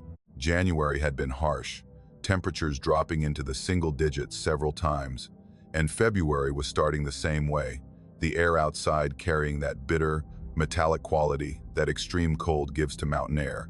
I'd been in bed for about an hour, half reading and half dozing, when I heard it. 3 knocks on the front door, slow, deliberate, evenly spaced. Knock, pause, knock, pause, knock. Each one clear and distinct, the sound of knuckles on wood. Not tentative or hesitant, but firm, measured, the kind of knock that someone makes when they know exactly how they want to announce themselves and have been doing it the same way for a very long time. I looked at my phone. 11 p.m. exactly. I got out of bed, pulled on a sweatshirt, and walked through the dark house to the front door, turning on the porch light as I went. I opened the door expecting to find a neighbor, maybe someone from the house down the hill who needed something, or a lost traveler looking for directions on the winding streets. The porch was empty. The steps were empty. The yard was empty. The street beyond was dark and still. No vehicles, no pedestrians, no movement of any kind. The porch light illuminated maybe 20 feet in every direction, pushing the darkness back to the edges of the yard, and there was nothing there. No one walking away, no one hiding behind the railing, no footprints in the frost that covered the porch boards. Just the cold February night and the sound of the river somewhere below, and the absolute absence of anyone who could have made those 3 deliberate knocks. I stood in the doorway for a minute or two, looking and listening, then went back inside, locked the door, and returned to bed. I told myself it was a branch blown against the house by a gust of wind, or a squirrel on the roof making sounds that the house's structure amplified and redirected. Old houses make sounds, wood contracts in the cold. Explanations existed, and I chose the most comforting among them and went to sleep. The next night, at exactly 11 p.m., 3 knocks. Same pace, same volume, same deliberate rhythm. Knock, pause, knock, pause, knock, knock. I was in the living room this time, watching something on my laptop, and the sound made me jump hard enough to nearly spill my drink. I went to the door faster this time, opening it within seconds of the 3rd knock, certain that I'd catch whoever was playing a prank on the new tenant. Empty. The porch, the steps, the yard, the street, empty and silent and cold, the frost on the porch boards showing no footprints, no marks, no evidence that anything had stood there and knocked on my door. I checked the sides of the house, walking the perimeter with my phone flashlight, looking behind bushes and around corners. Nothing, no one. This continued every night. Every night at 11 p.m., 3 knocks, slow and deliberate and evenly spaced. Every night I would go to the door, or not go to the door, and every night the porch would be empty, the yard would be empty, the street would be empty. By the 5th night, I'd stopped opening the door and had started simply sitting in the living room, waiting for the knocks to come, listening to them with a familiarity that was more disturbing than the knocks themselves, because it meant I was adapting to something that should not be happening. On the seventh night, I set up a camera. I used my laptop's webcam, positioning it on a small table I placed on the porch, angled to capture the front door and the area immediately in front of it. I ran the camera all night, recording continuously, and at 11 p.m. I sat inside and listened to the 3 knocks while knowing that the camera was recording whatever was producing them. I reviewed the footage the next morning with a sick feeling in my stomach that proved justified.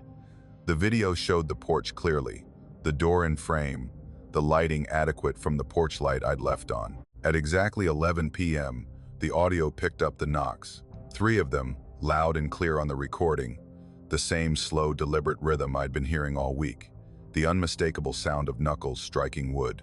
But the video showed nothing. The porch was empty. The door was untouched. Nothing approached, nothing made contact, nothing moved in the frame at any point before, during, or after the knocks. The sound existed on the recording. The source did not. I watched that footage several times, looking for shadows, reflections, any visual anomaly that might correspond to the audio events. There was nothing.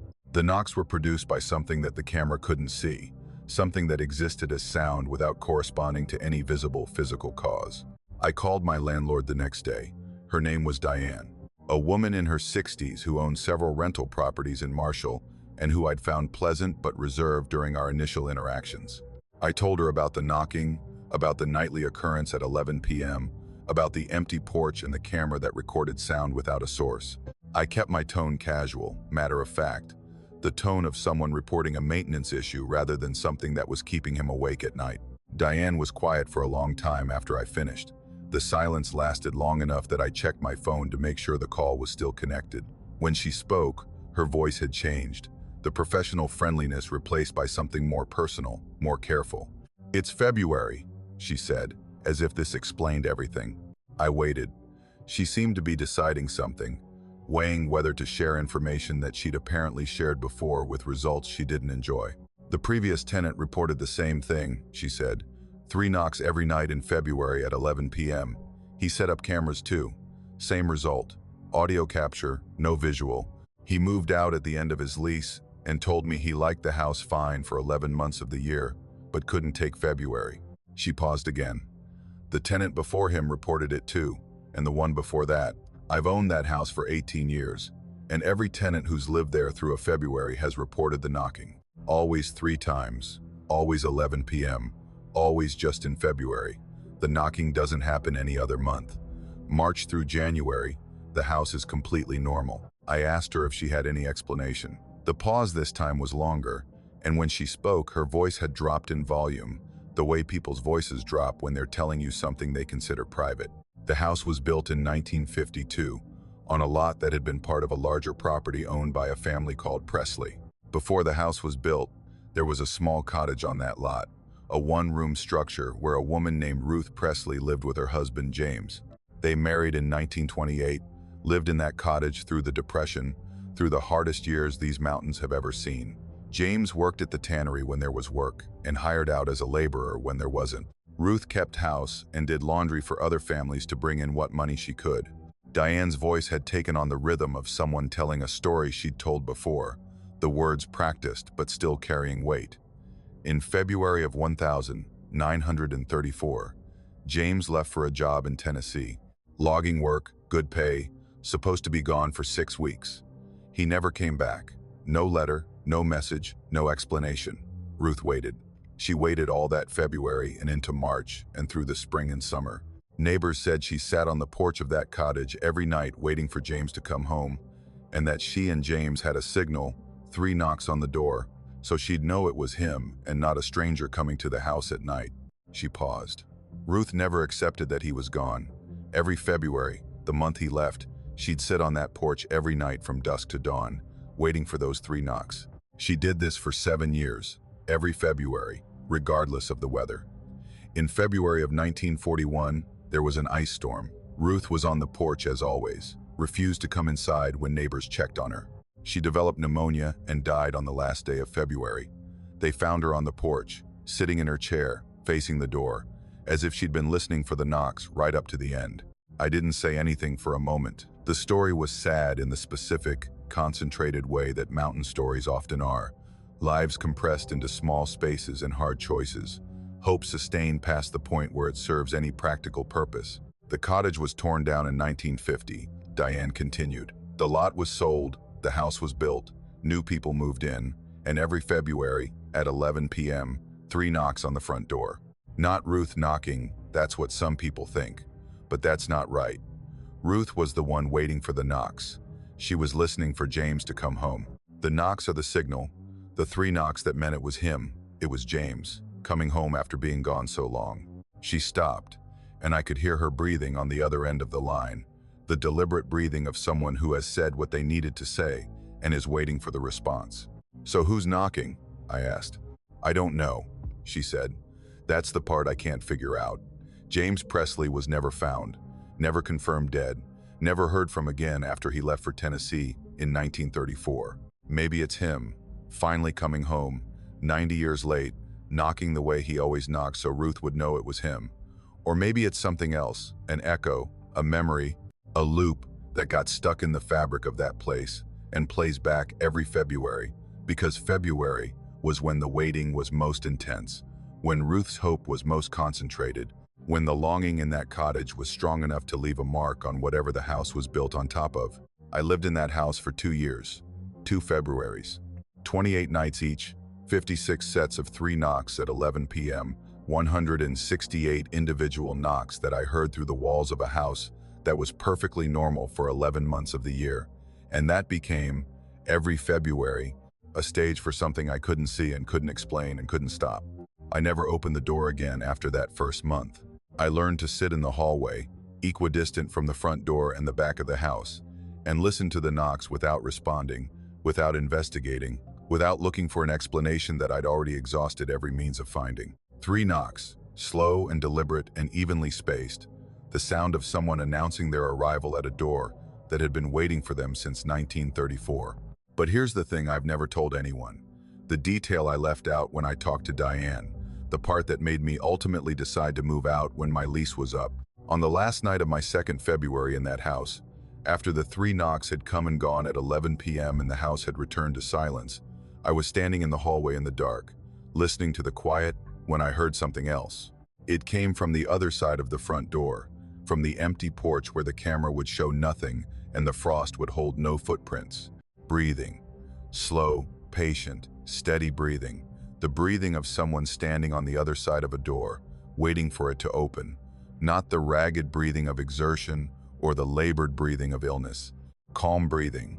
The kind that comes from someone who is perfectly still and perfectly prepared to remain still for as long as it takes. Someone who has knocked their 3 knocks and is now waiting for the door to open the way it always used to, the way it did when Ruth heard the signal and knew it was James and crossed the room to let him in. I stood in the hallway and listened to that breathing for maybe 5 minutes, my hand on the wall, my own breath held, the darkness of the house pressing against me from all sides. The breathing was patient. It didn't speed up, didn't change, didn't carry any emotion that I could detect. It was just there, on the other side of an inch of wood, steady and waiting and certain, with the certainty of someone who has been coming to this door every February for 90 years, and who will keep coming because the door is where he said he'd be, and the knocks are the signal she knows, and the waiting is the only thing left that connects what was to what is. 3 knocks and a door and the breathing of someone who has finally come home, to find that the woman who waited is gone, and the cottage is gone, and the world has moved on around the lot where he once lived. But who keeps knocking anyway? Every February, every night, 3 times at 11 p.m., because the promise was the promise and the signal was the signal, and some things don't stop just because the people they were meant for aren't there to receive them anymore. I moved out that March. I found an apartment in town, newer construction, no history, no stories, no knocking.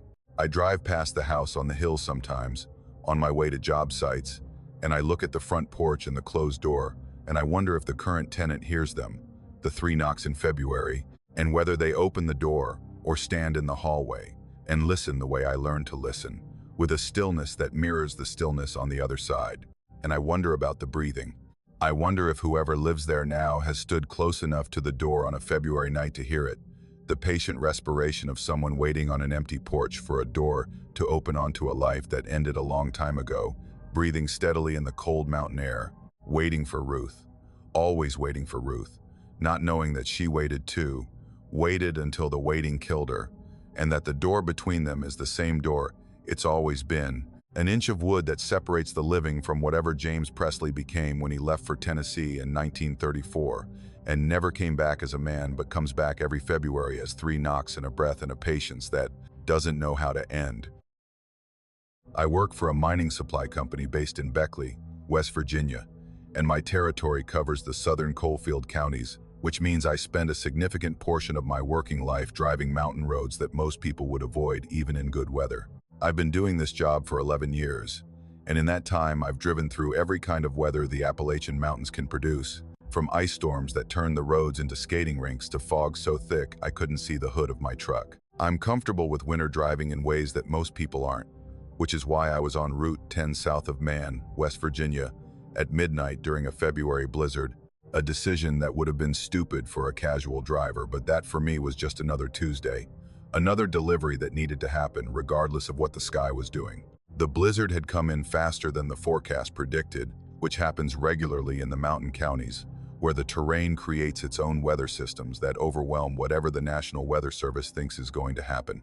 I'd left Beckley at 9 p.m., intending to make a delivery to a mine site in Mingo County before heading home. The snow started about 30 minutes into the drive, light at first, the kind of scattered flakes that swirl in the headlights and add atmosphere without reducing visibility. But by 10:30, the snow had intensified dramatically, the wind picking up to speeds that were pushing my truck sideways on the exposed ridge sections, the visibility dropping from miles to feet as the blizzard settled over the mountains with the full weight of a February storm system. I should have pulled over. I knew that. But I was on Route 10, a 2-lane mountain road with limited pull-off options, and the mine site was only about 20 more miles ahead. I'd driven this road in bad conditions before, knew every curve and grade, and I made the calculation that finishing the drive was less risky than sitting on the shoulder in a whiteout where another vehicle might not see me until it was too late. The road between Man and the Mingo County line runs through some of the most isolated terrain in southern West Virginia. The mountains rise steeply on both sides, the valleys are narrow and deep, and the scattered communities that once lined the road have largely emptied out as the coal economy collapsed. At midnight in a blizzard, the road was absolutely empty, my headlights the only illumination in a world that had been reduced to swirling white and the vague dark shapes of mountains on either side. I was doing maybe 25 miles per hour, my wipers fighting the accumulation on the windshield, my hands tight on the wheel, my body tense with the specific kind of concentration that bad weather driving requires.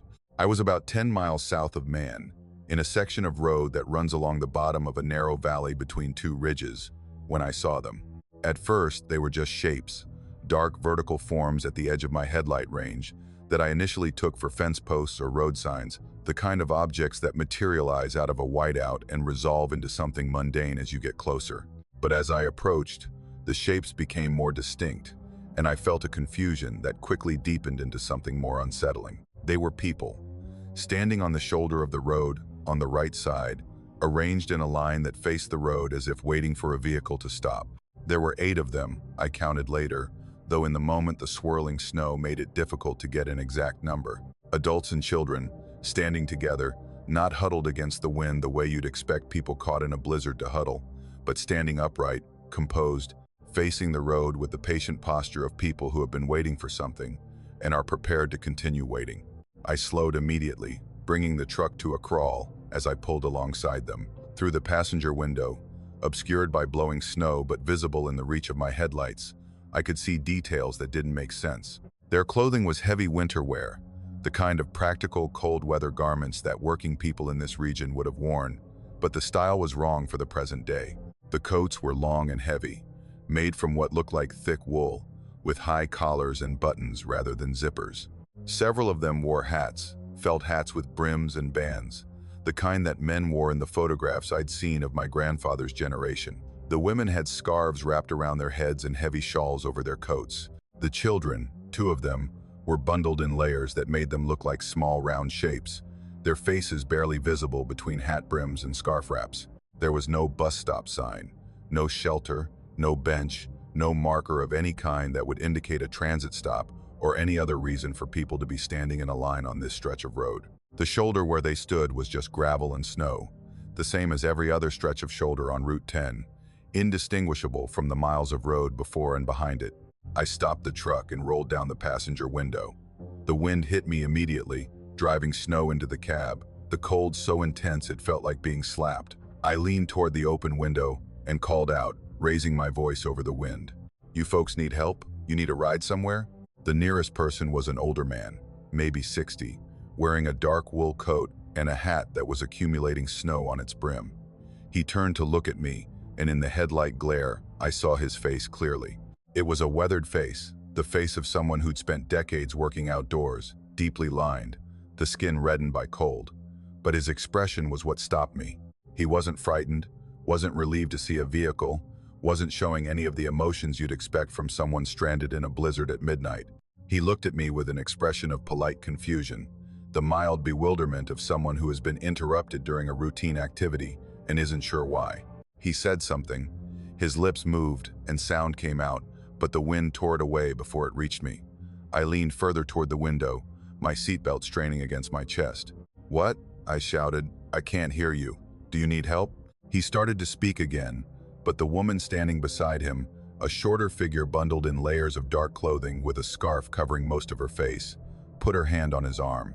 The gesture was gentle but firm, the way you'd touch someone to redirect their attention, and she shook her head slightly, a small movement that I almost missed in the blowing snow. The man looked at her, seemed to accept whatever the gesture communicated, and turned back to face the road. The woman turned back too.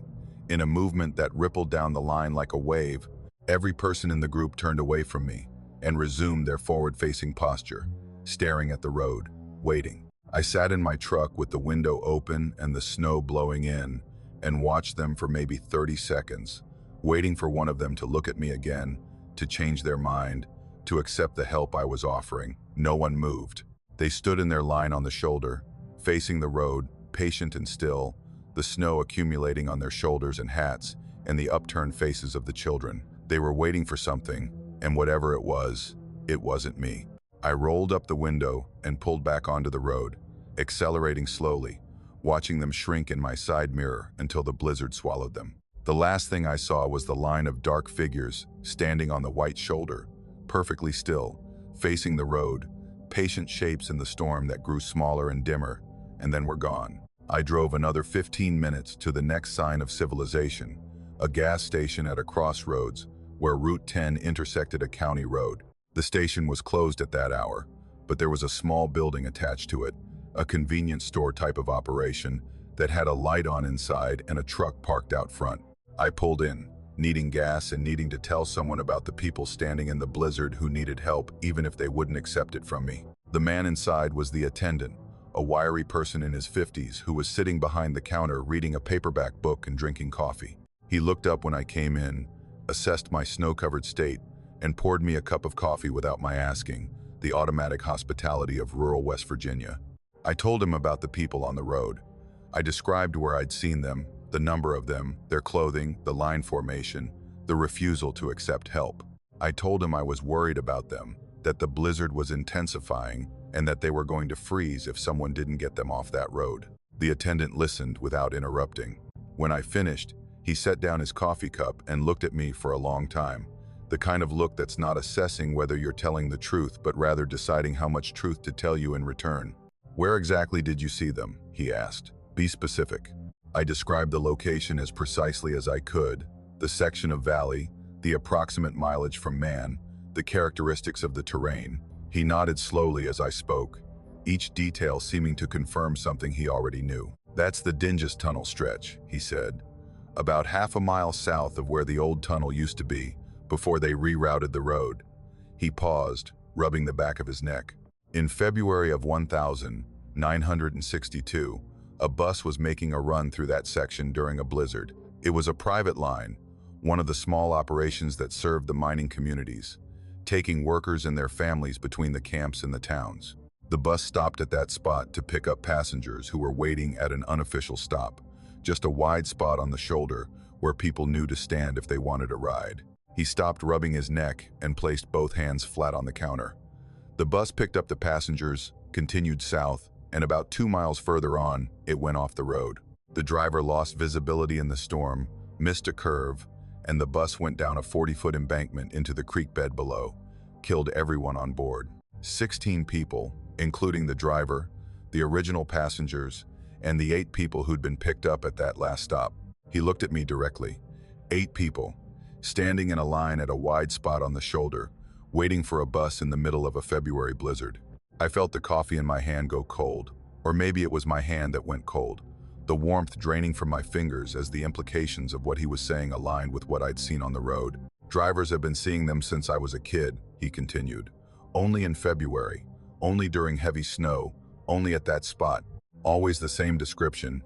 8 people standing in a line, heavy winter clothing that looks old-fashioned, waiting for something on the shoulder of the road. Some drivers stop, like you did. Some don't. The ones who stop say the people won't accept help, won't get in a vehicle, just turn back to face the road and keep waiting. I asked if anyone had ever tried to approach them on foot, to walk up to them and physically engage. He shook his head. A deputy tried it back in the 80s, after getting multiple reports during a February storm. He pulled over, got out, walked toward them. He said they were there, solid, real, close enough to touch. But when he reached out to tap the nearest person on the shoulder, his hand went through. Not like reaching through air, he said. Like reaching through something cold and thick, something that resisted and then gave way. He pulled his hand back, and the person he tried to touch turned and looked at him, and the deputy said the face was wrong, not decomposed or frightening, but flat, like a photograph rather than a living face. He got back in his car and drove away, and never went back. The attendant refilled my coffee. People around here have made their peace with it. It's not something we talk about unless someone new sees them, the way you did tonight. The general understanding is that those 8 people are still waiting at that bus stop, still expecting the ride that killed them, and that every February when the snow comes down hard enough to match the conditions of the night they died, they show up at the shoulder and wait for a bus that already came, and that they already boarded and that took them somewhere they can't come back from. He paused, looking past me at the snow still falling hard outside the windows. The sad thing is they don't know. That's what people say, and that's what I believe. They don't know they got on that bus, don't know it went off the road, don't know they died at the bottom of that embankment 60 years ago. They're stuck in the moment before, the waiting, the cold, the expectation of headlights coming through the snow. They exist in the last moment when everything was still okay, when the ride was coming and they were going to get warm and go home, and the bus was just a bus and the road was just a road and the blizzard was just weather. I finished my coffee, thanked him, and drove the remaining miles to the mine site to make my delivery. The blizzard continued through the night, the snow accumulating on the roads and the mountains and the shoulders where no one stood waiting for anything, at least not on the stretches I could see.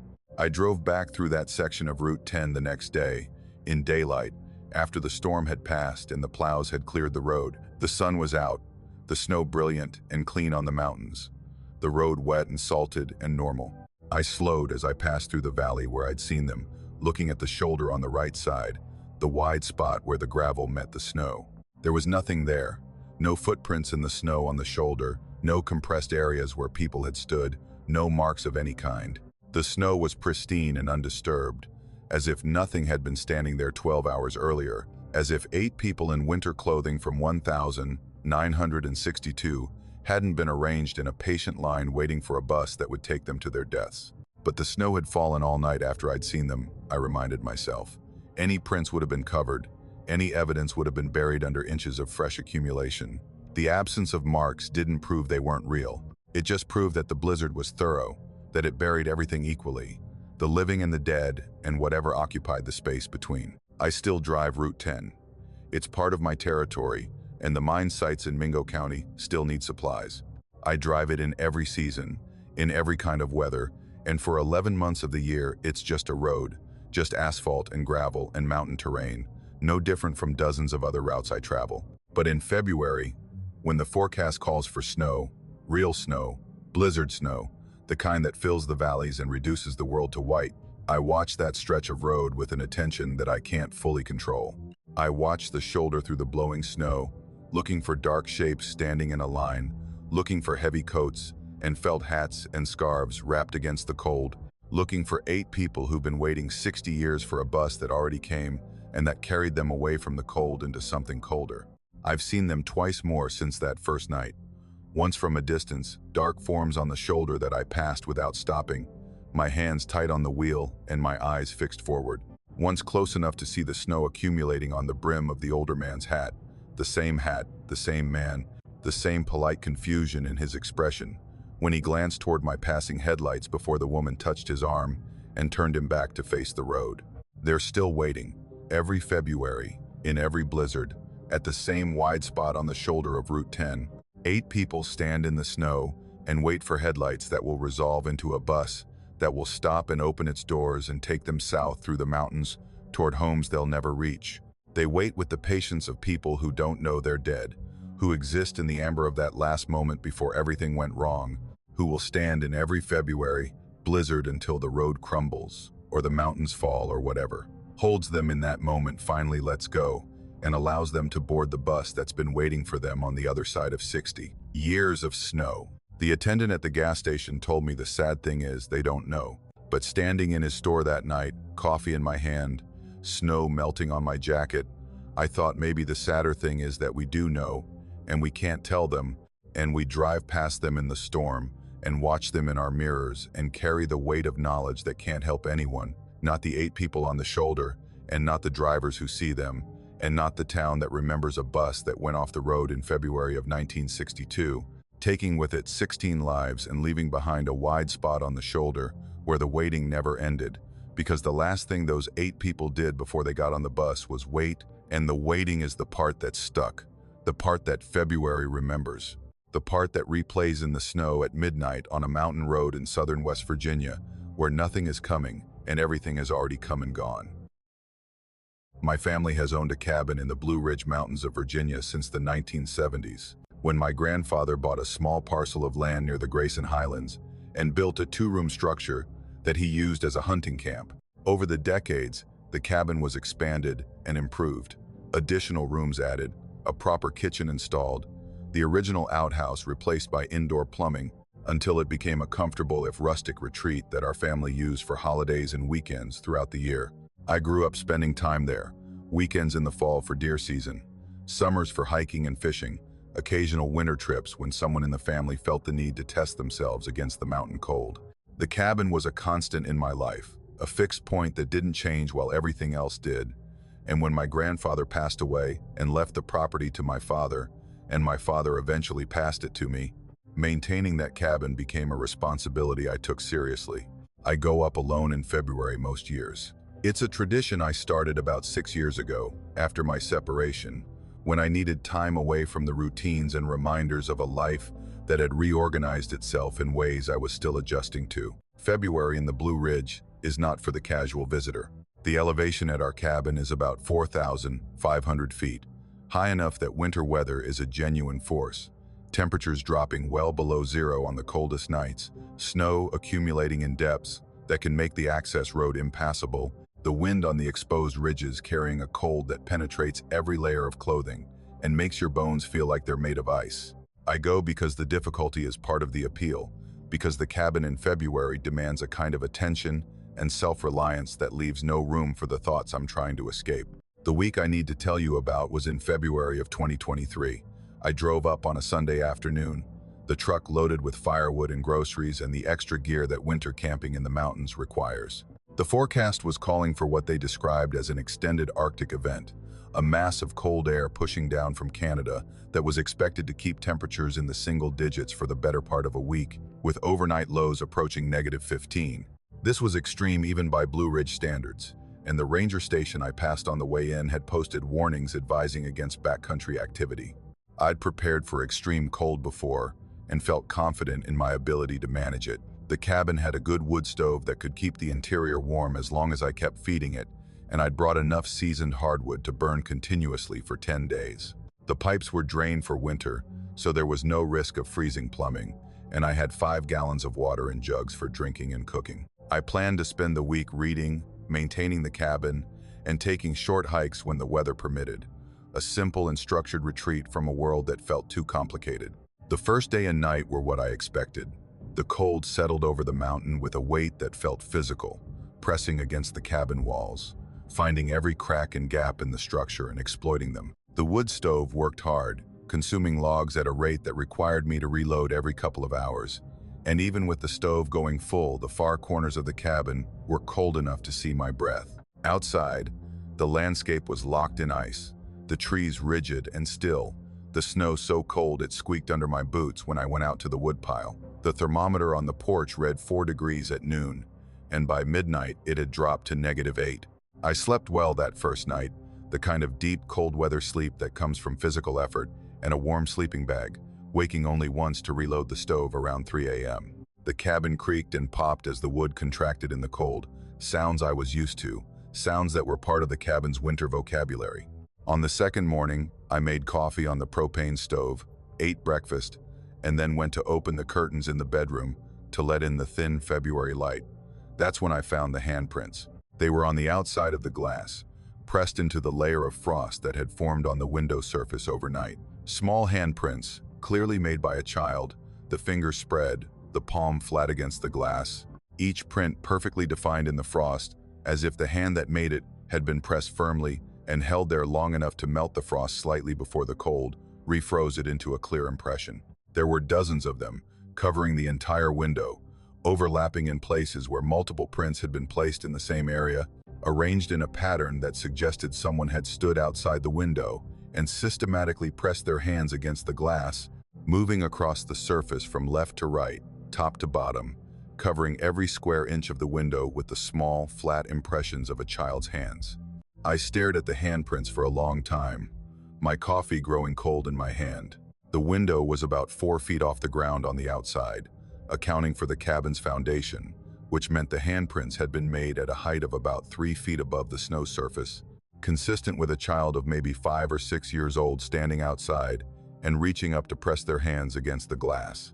But the cabin was at 4,500 feet elevation in the middle of an Arctic cold event.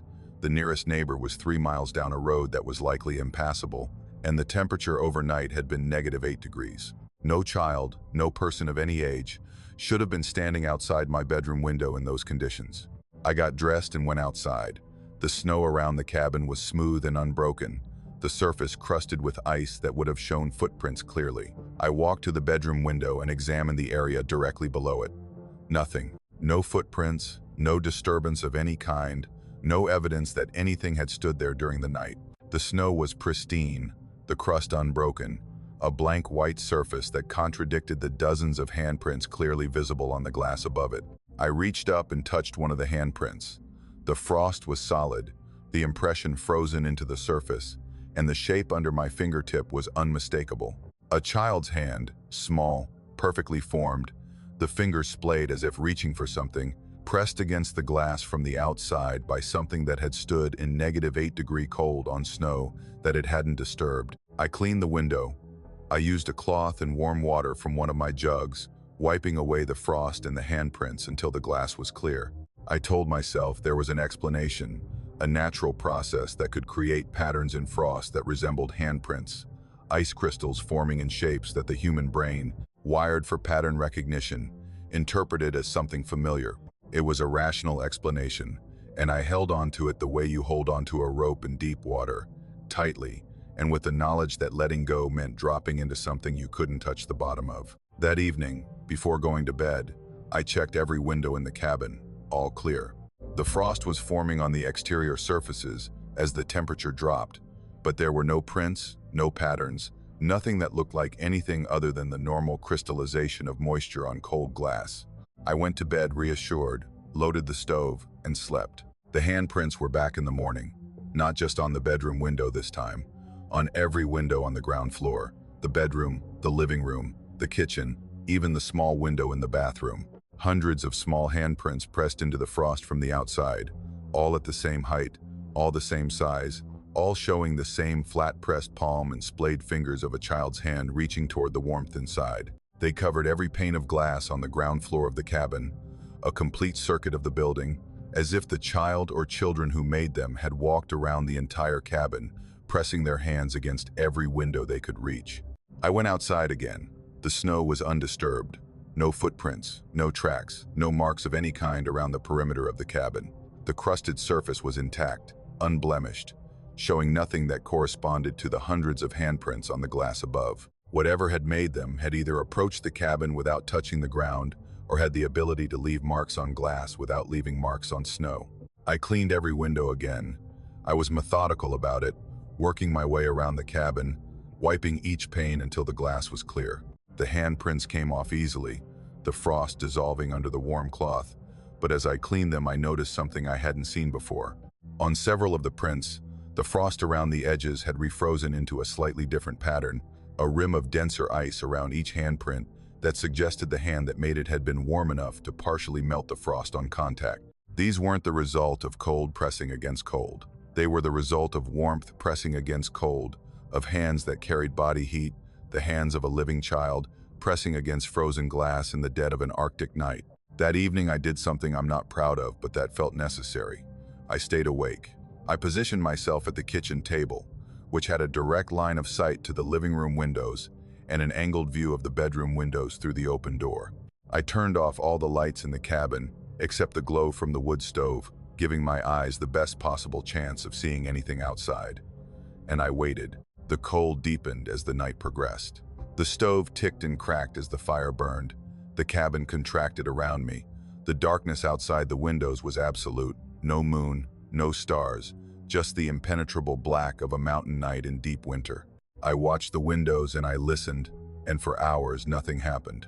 The frost formed slowly on the glass, building from the edges inward, the crystalline patterns advancing across the surface with a patience that mirrored my own. Around 2 a.m., I saw it happen. On the living room window directly in front of me, maybe 8 feet away, a handprint appeared on the glass, not from the inside out, not a pattern forming in the frost, but from the outside in. The frost on the glass melted in the shape of a small hand, the impression appearing as if a palm and 5 spread fingers had been pressed against the exterior surface. I could see it forming in real time, the frost clearing in the shape of a child's hand, the glass beneath briefly clear before the cold refroze the moisture into the distinctive print I'd been finding every morning. I was on my feet before the print was fully formed, moving to the window, pressing my face against the cold glass, trying to see what was on the other side. The darkness outside was complete. I could see nothing, no shape, no movement, no child standing in the snow looking in at me. But as I stood there with my face inches from the glass, another handprint appeared. Directly in front of my face, on the outside of the window, a small hand pressing against the glass maybe 6 inches from my eyes. I could see the frost melt in the shape of fingers, could see the brief clarity of the glass before it refroze, and I felt, or imagined I felt, a subtle warmth radiating from the spot, the faintest thermal signature of a small hand that existed on the other side of a 1/4 inch of glass, and an impossibility that I couldn't bridge. I jerked backward from the window and stumbled into the table behind me. More prints were appearing on the same window, one after another, small hands pressing against the glass in a pattern that moved from left to right across the surface. On the bedroom window, visible through the open door, prints were forming simultaneously, the same small hands, the same systematic coverage, the same patient, thorough application of warmth to cold glass. I could hear something now, or thought I could, a faint sound from outside that might have been the wind or might have been breathing, small breaths, the rapid, shallow respiration of children in cold air. I didn't sleep the rest of that night. I sat at the kitchen table with every light on and the stove loaded to capacity, watching the handprints appear on every window, dozens and then hundreds of them, small warm hands pressing against frozen glass in a darkness that hid everything except the evidence of their touch. Morning came slowly. The light seeped over the ridgeline and through the frosted windows, illuminating the handprints from behind, making them glow faintly where the thinner frost caught the light differently than the untouched surface around it. I sat at the table watching the sun rise through a window covered in the palm prints of children I couldn't see, and I tried to feel afraid and found that fear wasn't the right word for what I was experiencing. It was sorrow, a deep, settling sadness that filled the cabin the way the cold filled the hollows outside, heavy and pervasive and patient. I packed my things that morning, planning to leave a day early. The week of solitude I'd planned cut short by something I couldn't understand and couldn't face for another night. But before I left, I walked around the cabin one more time, looking at the handprints on every window, examining them in the daylight with the attention of someone trying to memorize something they'll never see again. That's when I found the words. On the kitchen window, among the overlapping handprints, someone had traced letters in the frost, not printed in the careful way an adult would write, but traced with a finger in the unsteady, oversized letters of a child who is still learning to form words. The message was at the bottom of the window, at a height consistent with a small child reaching up as high as they could. "Let us in, it's cold." And beneath it, in smaller letters that were harder to read, as if written by a different hand or the same hand growing tired. "We've been cold so long." I stood in my kitchen reading those words traced in frost by fingers I'd watched melt the ice from inside the cabin at 2 a.m. Fingers that belonged to children who left no footprints in the snow and made no sound except the faintest suggestion of breathing. Children who stood in negative 15-degree cold and pressed their warm hands against every window of a cabin that held a fire and a light and a living person who could see the evidence of their presence but couldn't reach them, couldn't open the door, and let them in out of a cold that had apparently been going on for longer than any child should have to endure. I left that morning. I drove down the mountain road in silence, the heater running, my hands on the wheel, the words on the kitchen window replaying in my mind with a clarity that felt less like memory and more like a voice, a small voice, patient and tired and cold, asking to come inside. I've been back to the cabin since. I go every February, the same week, the same solitary retreat. And every morning I check the windows. In some years the handprints are there and some years they're not. And I've never been able to determine what makes the difference. What brings the children to the cabin on certain February nights and not others? What conditions of cold and snow and darkness create the circumstances that allow their hands to press against the glass and leave their marks? I've never found words in the frost again. Just the handprints, small and warm and reaching, covering the windows of a cabin that holds a fire they can't feel and a warmth they can't reach, and a person who reads their message every February and wishes, every February, that he could answer it, that he could open the door and let them in, and end whatever cold has held them on the wrong side of the glass for so long that they've stopped counting the time and started measuring it in the only word that matters. Cold. They've been cold so long, and the cabin is warm, and the fire burns, and the windows frost over every night, and small hands press against the glass and ask to come in, and I sit inside and watch and grieve for children I'll never see, and can never help, and February passes, and the cold breaks, and the handprints stop appearing, and the cabin sits empty on the mountain until next year, when the cold comes back, and the frost forms on the windows, and the small warm hands return to press their message into the ice, patient and hopeful and endlessly, unanswerably cold. I'm a wildlife biologist with the State Department of Natural Resources, specializing in chiropterology, which is the study of bats. It's a niche field, and most people's eyes glaze over when I tell them what I do, but the work is critical for conservation, particularly in Appalachia, where white nose syndrome has devastated bat populations in the caves and abandoned mines that serve as hibernation sites. My job involves surveying these sites during winter months, counting hibernating colonies, monitoring disease prevalence, and assessing the condition of the habitats themselves. It requires going into places that most people would actively avoid: deep caves, abandoned coal mines, remote rock shelters in terrain so rough that the nearest road might be 5 or 10 miles away. I've been doing this work for 9 years, and in that time I've spent hundreds of hours alone in the most isolated corners of the Appalachian Mountains, in darkness underground, and in the fading light of winter forests, where the nearest other human being might as well be on another planet.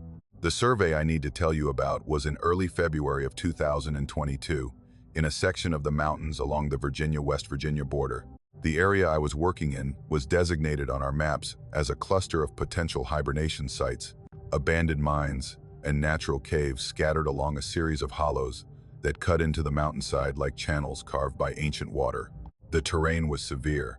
Steep-sided valleys choked with rhododendron and hemlock, the hollows so narrow in places that the ridgelines above nearly touched overhead, creating corridors of permanent shadow where the February sun barely penetrated even at midday.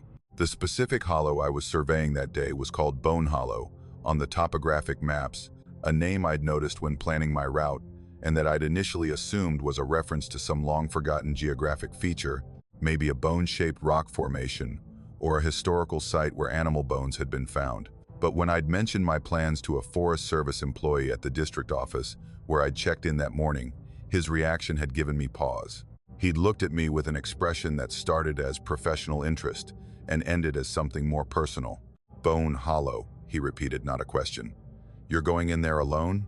I told him I was, that the mine entrances I needed to survey were located in that hollow, that I had GPS coordinates and survey protocols and all the standard safety equipment. He'd nodded, but his expression hadn't changed. "People don't go in there much," he said. "There's nothing wrong with the terrain, nothing more dangerous than any other hollow in this section, but locals avoid it, have for a long time." He paused, seeming to weigh whether to say more. "Just be out before dark. That's not official advice, just personal advice. Be out before dark." I'd thanked him and filed the warning under the category of local superstition, the kind of vague mountain lore that attaches to certain places, for reasons that usually trace back to a hunting accident or a moonshiner's still or some half-remembered event that grew in the telling until the place itself acquired a reputation that outlived the original cause. I'd encountered this before in my work. Certain caves and hollows had reputations among locals that had nothing to do with their actual physical characteristics and everything to do with stories that had been circulating for generations. I parked at a pull-off on a Forest Service road around 10 a.m. and hiked into Bone Hollow from the south end, following a creek bed that served as the most practical route through the dense undergrowth. The hollow was beautiful in the austere way that Appalachian valleys are beautiful in winter, the bare hardwoods standing gray against the sky, the hemlocks providing the only green, the creek frozen in places and running clear in others over a bed of moss-covered stone. The light was thin and directional, the sun low enough in the February sky that it only reached the hollow floor for a few hours in the middle of the day, creating a twilight quality that persisted through most of the morning and returned in the early afternoon. I surveyed 3 mine entrances in the first 5 hours, working methodically through each one, counting the hibernating bats clustered on the ceilings and walls, noting species, recording temperatures and humidity levels, photographing signs of white nose syndrome. The work was routine, the mines consistent with what I'd seen in dozens of similar surveys. 2 of the mines held small colonies of little brown bats. The third was empty except for a few individual big browns tucked into crevices near the entrance. Good data, nothing extraordinary, the kind of steady documentation work that makes up the majority of field biology. It was around 4 p.m. when I finished the third mine and started making my way back down the hollow toward the creek bed and the route out. The sun had dropped behind the western ridgeline about 30 minutes earlier, and the hollow was settling into the premature dusk that narrow mountain valleys experience in winter, the light fading from the sky above, while the valley floor was already deep in shadow. I had about an hour of usable light left, which was enough time to reach my truck if I moved at a steady pace. I was about a mile from the trailhead, walking along the frozen creek bed, my boots crunching on the ice and gravel, when I saw the light. It was ahead of me, maybe a quarter mile up the hollow in the direction I'd come from, moving through the trees on the left bank of the creek. My first thought was that it was another person, someone else in the hollow, who was using a light to navigate in the deepening dusk. But as I focused on it, I realized the light was wrong for a flashlight. It was warm, the color of flame, a deep amber yellow that flickered and wavered in the way that fire does, not the steady white beam of an LED, or even the yellowish circle of an old incandescent flashlight. It was the light of a lantern, an oil lamp or kerosene lantern, the kind that produces illumination through combustion rather than electricity. The light was bobbing as it moved, swaying with the rhythm of someone walking, rising and falling slightly with each step in the way that a handheld lantern moves when carried by a person in motion. It was moving through the trees at a walking pace, heading in my general direction, following the left bank of the creek about 50 yards from the water. I stopped and watched it, calculating. Another person in Bone Hollow at dusk in February was unlikely, but not impossible. A local checking property lines or hunting for ginseng roots, or simply walking through the woods for reasons of their own, carrying an oil lantern because they preferred it or because it was what they had. I've encountered people in remote areas carrying equipment that seemed anachronistic before, candle lanterns, hand-forged tools, clothing made from hand-woven fabric. In Appalachia, where some families have been in the same hollows for 2 centuries, old ways persist longer than outsiders expect. I called out, "Hello, anyone there?" My voice carried clearly in the cold, still air, echoing slightly off the hollow walls.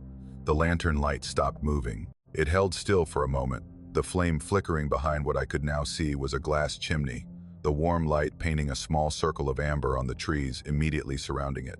Then it turned. The light pivoted, changing direction, and began moving toward me.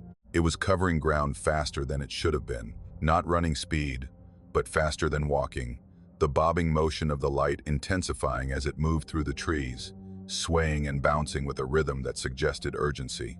I stood on the creek bed watching it approach, expecting the person carrying it to become visible as the distance closed, waiting for the dark shape of a body to materialize behind the light the way a figure resolves out of darkness as you get closer to it.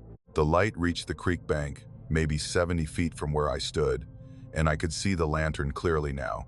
It was an old-style kerosene lantern, the kind with a wire bale handle and a glass globe, the flame inside burning steadily, the warm light casting distinct shadows on the tree trunks around it. It was at the height where a person's hand would hold it, about 3.5 feet off the ground, the natural carrying position for someone walking through the woods. But there was no one carrying it. The lantern hung in the air at hand height, the bale handle at the top curving over empty space where a grip should be, the body of the lantern suspended at the end of nothing. No arm extended to hold it, no body stood behind it. No figure was visible in the light's own illumination, which was bright enough to have revealed anyone within several feet of the flame. The lantern simply floated, carried by something invisible or by nothing at all, moving through the February forest, with the purposeful motion of a light that knew where it was going. It stopped about 50 feet from me. The forward movement ceased, the bobbing settled into a gentle sway, and the lantern hung motionless in the cold air, its flame flickering behind the glass globe, casting its warm circle of light onto the frozen creek bank and the bare trees and the snow-covered ground beneath it. No footprints surrounded it. No breathing was visible in the cold air near it. No sound accompanied it except the faintest hiss of the burning wick, a sound I could hear only because the hollow was so perfectly silent that even the creek seemed to have stopped. I stood on the frozen creek bed 50 feet from a floating lantern, and I felt a cold that had nothing to do with the February temperature. It was the cold of encountering something that your education and your training and your rational worldview have no category for, something that sits outside every framework you've built for understanding the physical world. I'm a scientist. I've spent my career observing, measuring, documenting natural phenomena. I know how light works, how fire works, how objects in three-dimensional space are supported and moved. And I was looking at a kerosene lantern that was being carried by nobody through a forest at dusk, and it was 50 feet away and close enough to see clearly, and there was nothing wrong with my eyes. The lantern swayed gently, as if the invisible hand that held it had shifted its weight. The flame inside the globe burned steadily, a warm point of amber in the gathering dark, and the light it cast was real light, producing real shadows on real trees, illuminating real snow on the real ground. Whatever was happening, it wasn't a hallucination or a trick of the fading light. The lantern was there, and it was burning, and it was suspended in the air at the height of a human hand, with nothing visible holding it there. I took a step backward. The lantern responded. It swayed forward, closing the distance by maybe 2 feet, the motion quick and reactive, as if whatever held it had noticed my retreat and moved to counteract it. I stopped. The lantern stopped. We stood there, me and the empty light, in a silence that was so complete I could hear the blood in my own ears. I spoke. I don't know why, but the silence felt like it needed to be broken, and speaking felt less dangerous than moving. "Who's there?" I said, and my voice sounded absurdly normal, the voice of a person asking a reasonable question in a situation that had left reason behind about 2 minutes ago. The lantern dimmed slightly, the flame lowering as if the wick had been turned down. Then it brightened again, the flame climbing, the light expanding. It might have been a natural fluctuation in the fuel supply. It might have been a response. I had no way to determine which, and the ambiguity was almost worse than either possibility. Then the lantern turned. It rotated in place, the light sweeping across the trees as it pivoted and began moving back the way it had come, up the hollow, along the left bank of the creek, into the deeper shadows of the valley. The bobbing resumed, the rhythmic sway of a light carried by someone walking, and it moved away from me at a pace that was steady and unhurried, the warm amber glow growing smaller as the distance between us increased. I let it go. I stood on the frozen creek bed and watched it recede into the hollow, the light shrinking from a bright circle to a small point, to a faint glow, to a suggestion of warmth in the dark trees.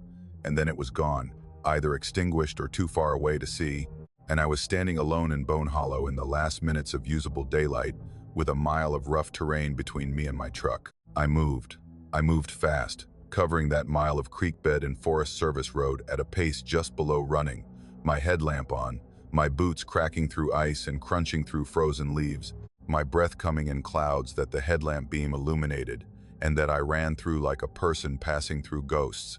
I reached my truck as the last light was leaving the sky, threw my gear in the back, started the engine, and sat there with the heater running and the doors locked, watching the mouth of Bone Hollow in my headlights, half expecting the lantern light to come bobbing out of the trees and down the Forest Service road toward my vehicle. It didn't.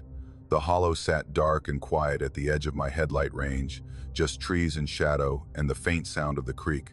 I drove out. I stopped at the district office the next morning to file my survey data. The Forest Service employee I'd spoken with the day before was there, and he looked at me with an expectation that told me he'd been waiting to hear how my day had gone. I told him about the lantern.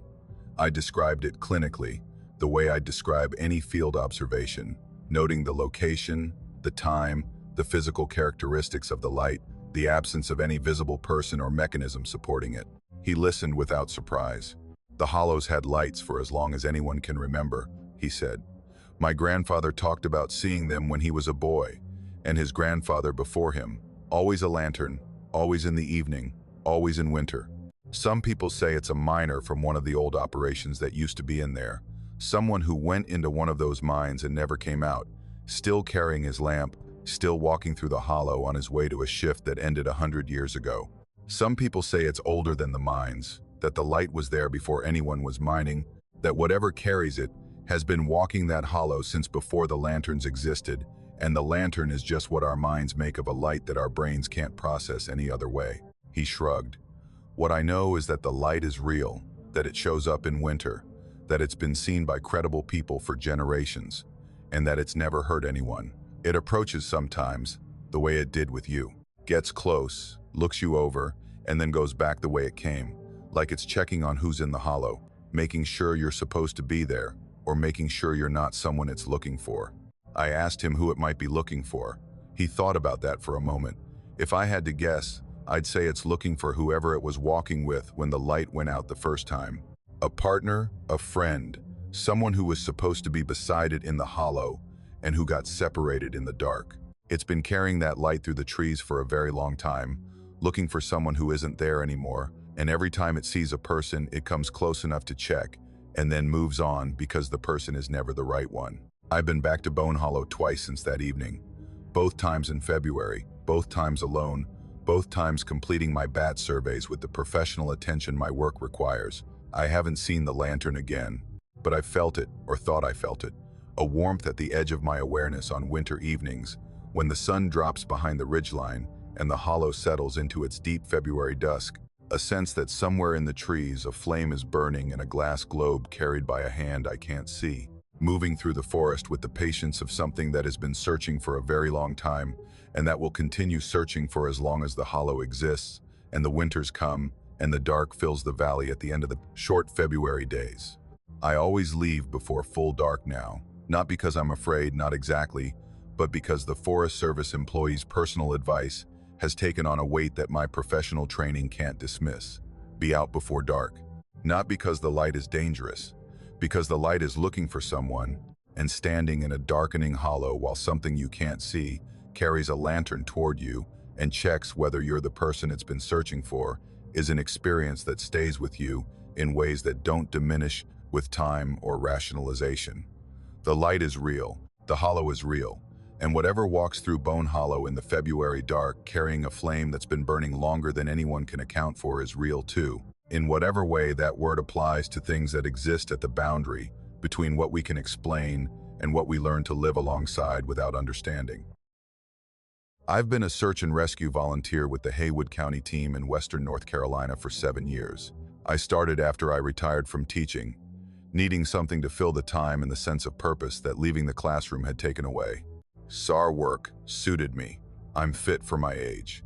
I know the mountains well from decades of hiking and hunting, and I have the temperament for it, the ability to stay calm in difficult situations, to follow protocols, to work methodically through terrain that's trying to kill you while maintaining focus on the person you're trying to find.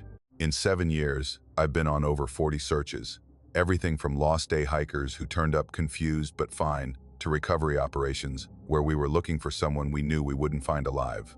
The work has shown me things about the mountains that most people never see: the scale of the wilderness, the indifference of the terrain, the speed with which the Appalachian forest can swallow a human being and leave no trace. I thought I'd seen everything these mountains could show me. Then came the search in February of last year, and a cabin that shouldn't have existed, and an experience that I've never been able to reconcile with the rational worldview that 63 years of living had built. The missing person was a man named Walter Higgins, 78 years old, experienced hiker, lived alone in a house outside Waynesville. His daughter had called the sheriff's office on a Tuesday afternoon after she couldn't reach him by phone for 2 days and drove to his house to find it empty, his truck in the driveway, his hiking boots and day pack gone.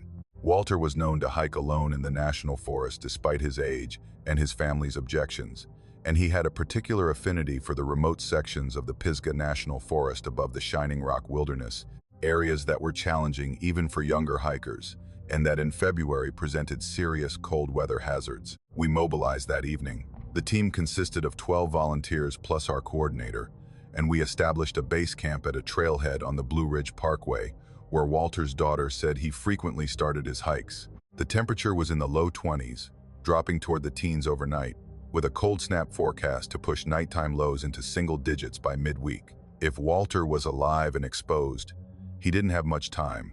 We divided the search area into grid sections and deployed at first light on Wednesday morning. I was assigned a grid that covered a steep, densely forested section of the mountainside below the ridgeline, an area of mature hardwoods and thick rhododendron that was difficult to move through even in good conditions.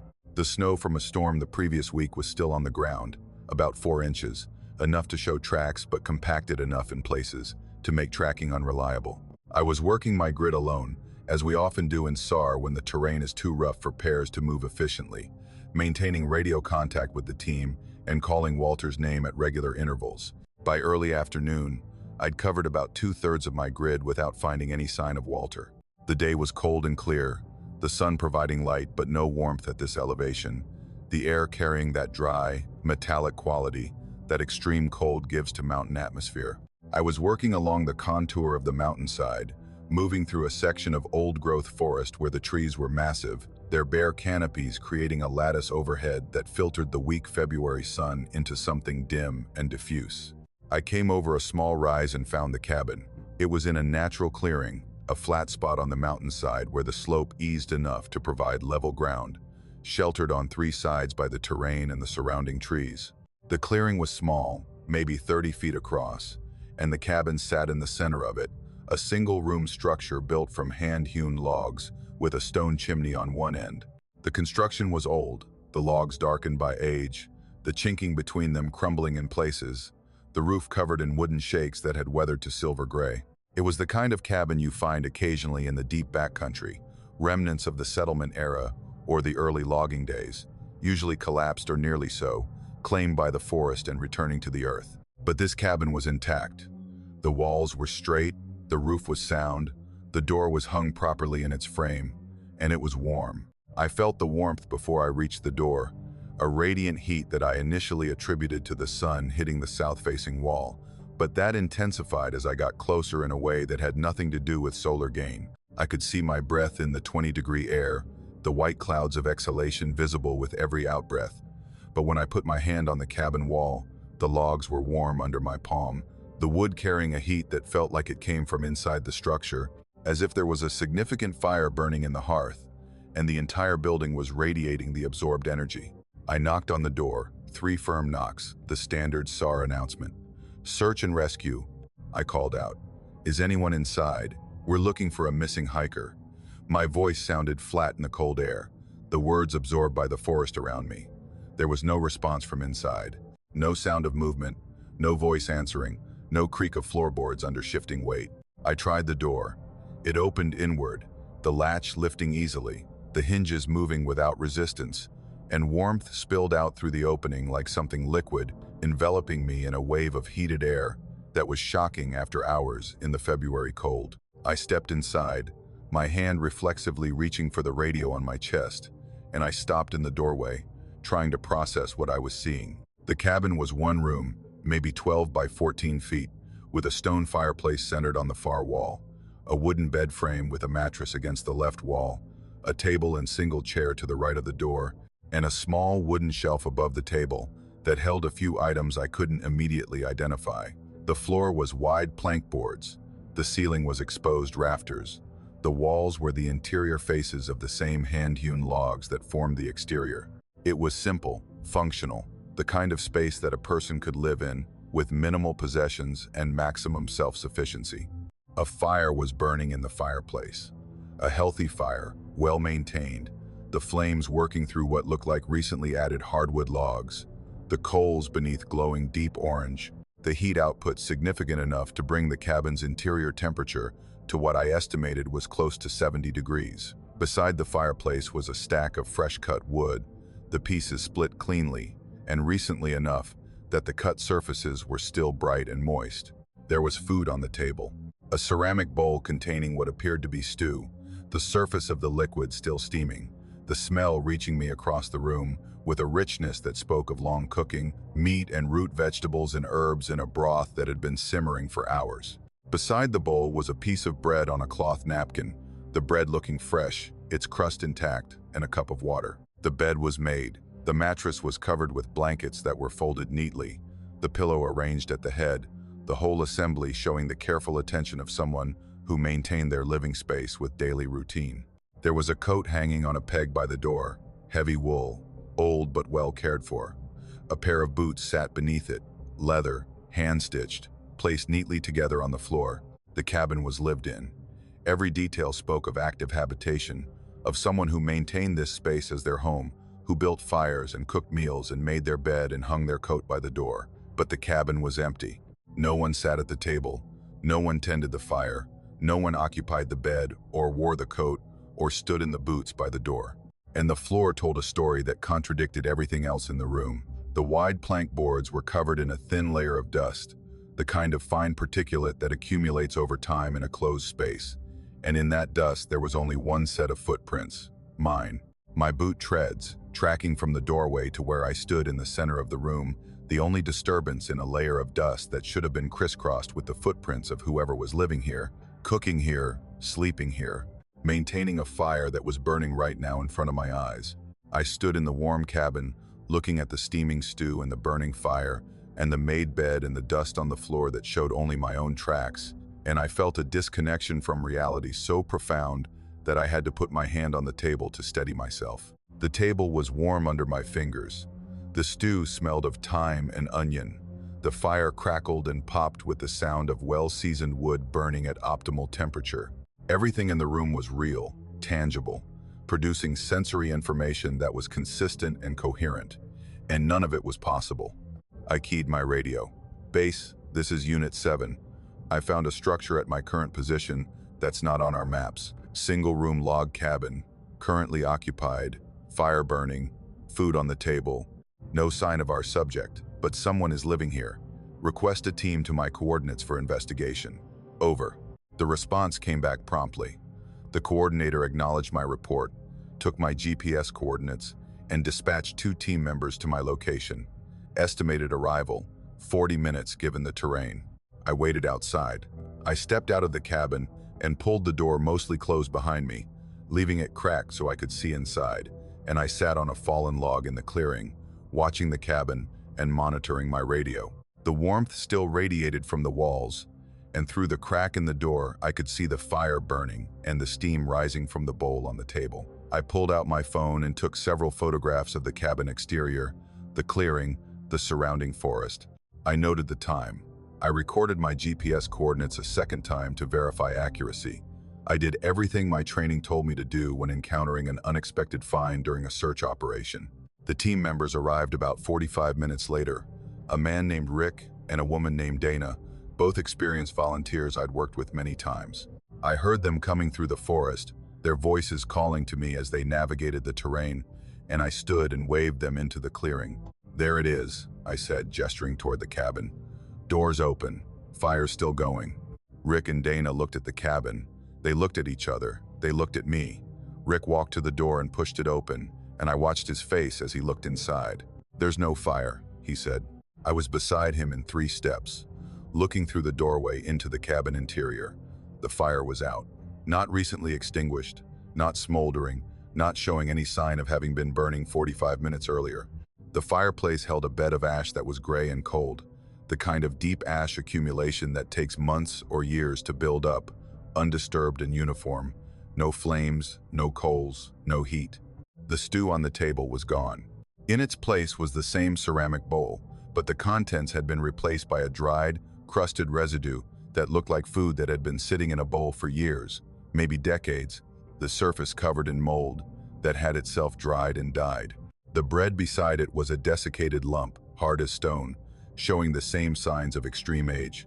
The cup held a brown stain at the bottom, where water had evaporated long ago. The bed was still there, but the blankets were moth-eaten and thin, the pillow flat and stained, the mattress showing through in places where the fabric had rotted away. The coat on the peg was faded and dusty, the boots beneath it cracked and stiff. The cabin was cold.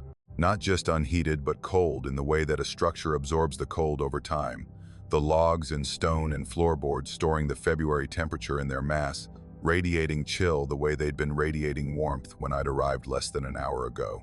Rick and Dana were looking at me, not with accusation, not with skepticism, but with the careful neutrality of colleagues who are trying to reconcile a trusted teammate's report with the evidence in front of them. "You said there was a fire burning," Dana said gently. "You said there was hot food on the table." "There was," I said. I pulled out my phone and opened the photographs I'd taken. The exterior shots showed the cabin as it appeared now, old and weathered and clearly long abandoned. The clearing, the surrounding trees, the door that I'd left cracked open. But in the photos, the door was closed, not cracked, and through the one photograph I'd taken from an angle that should have shown the interior through the gap, the cabin appeared dark and empty. The photographs didn't show what I'd seen. They showed what Rick and Dana were seeing now, an abandoned cabin that hadn't been occupied in decades. We searched the cabin and the surrounding area for any sign of Walter Higgins. We found nothing. No tracks in the snow around the clearing except our own. No evidence of recent human activity. No indication that the cabin had been entered by anyone before me. We documented the find, reported the location to base, and continued our search. We found Walter 2 days later, alive, hypothermic but conscious, in a rock shelter about 3 miles from the cabin. He'd fallen, twisted his ankle, and sheltered in place, conserving body heat with the survival knowledge of a man who'd spent his life in these mountains. He was hospitalized, recovered, and was home within a week. A successful search, a good outcome, the kind of result that makes the cold hours in difficult terrain worthwhile. But the cabin stayed with me, not as a mystery to be solved, though I've spent hours trying to solve it, but as an experience that exists in a category my mind has no filing system for. I was inside that cabin. I felt the warmth on my skin. I smelled the stew. I saw the fire burning. I put my hand on the table and it was warm and solid and real. And 45 minutes later, the same cabin was cold and abandoned and looked like it had been cold and abandoned for decades, and my own photographs supported that version of reality rather than the one I'd experienced. I went back to the cabin site 3 weeks later, alone, on a clear February afternoon. The cabin was there, the same clearing, the same structure, the same hand-hewn logs and stone chimney. It was cold and dark and empty, the door closed, the interior visible through a gap in the logs, showing the same aged abandonment that Rick and Dana had seen. I put my hand on the wall. Cold wood, cold stone. No warmth, no radiant heat, no fire. But as I turned to leave, I smelled it. Just for a moment, just at the edge of perception, carried on a breath of air that came from nowhere I could identify.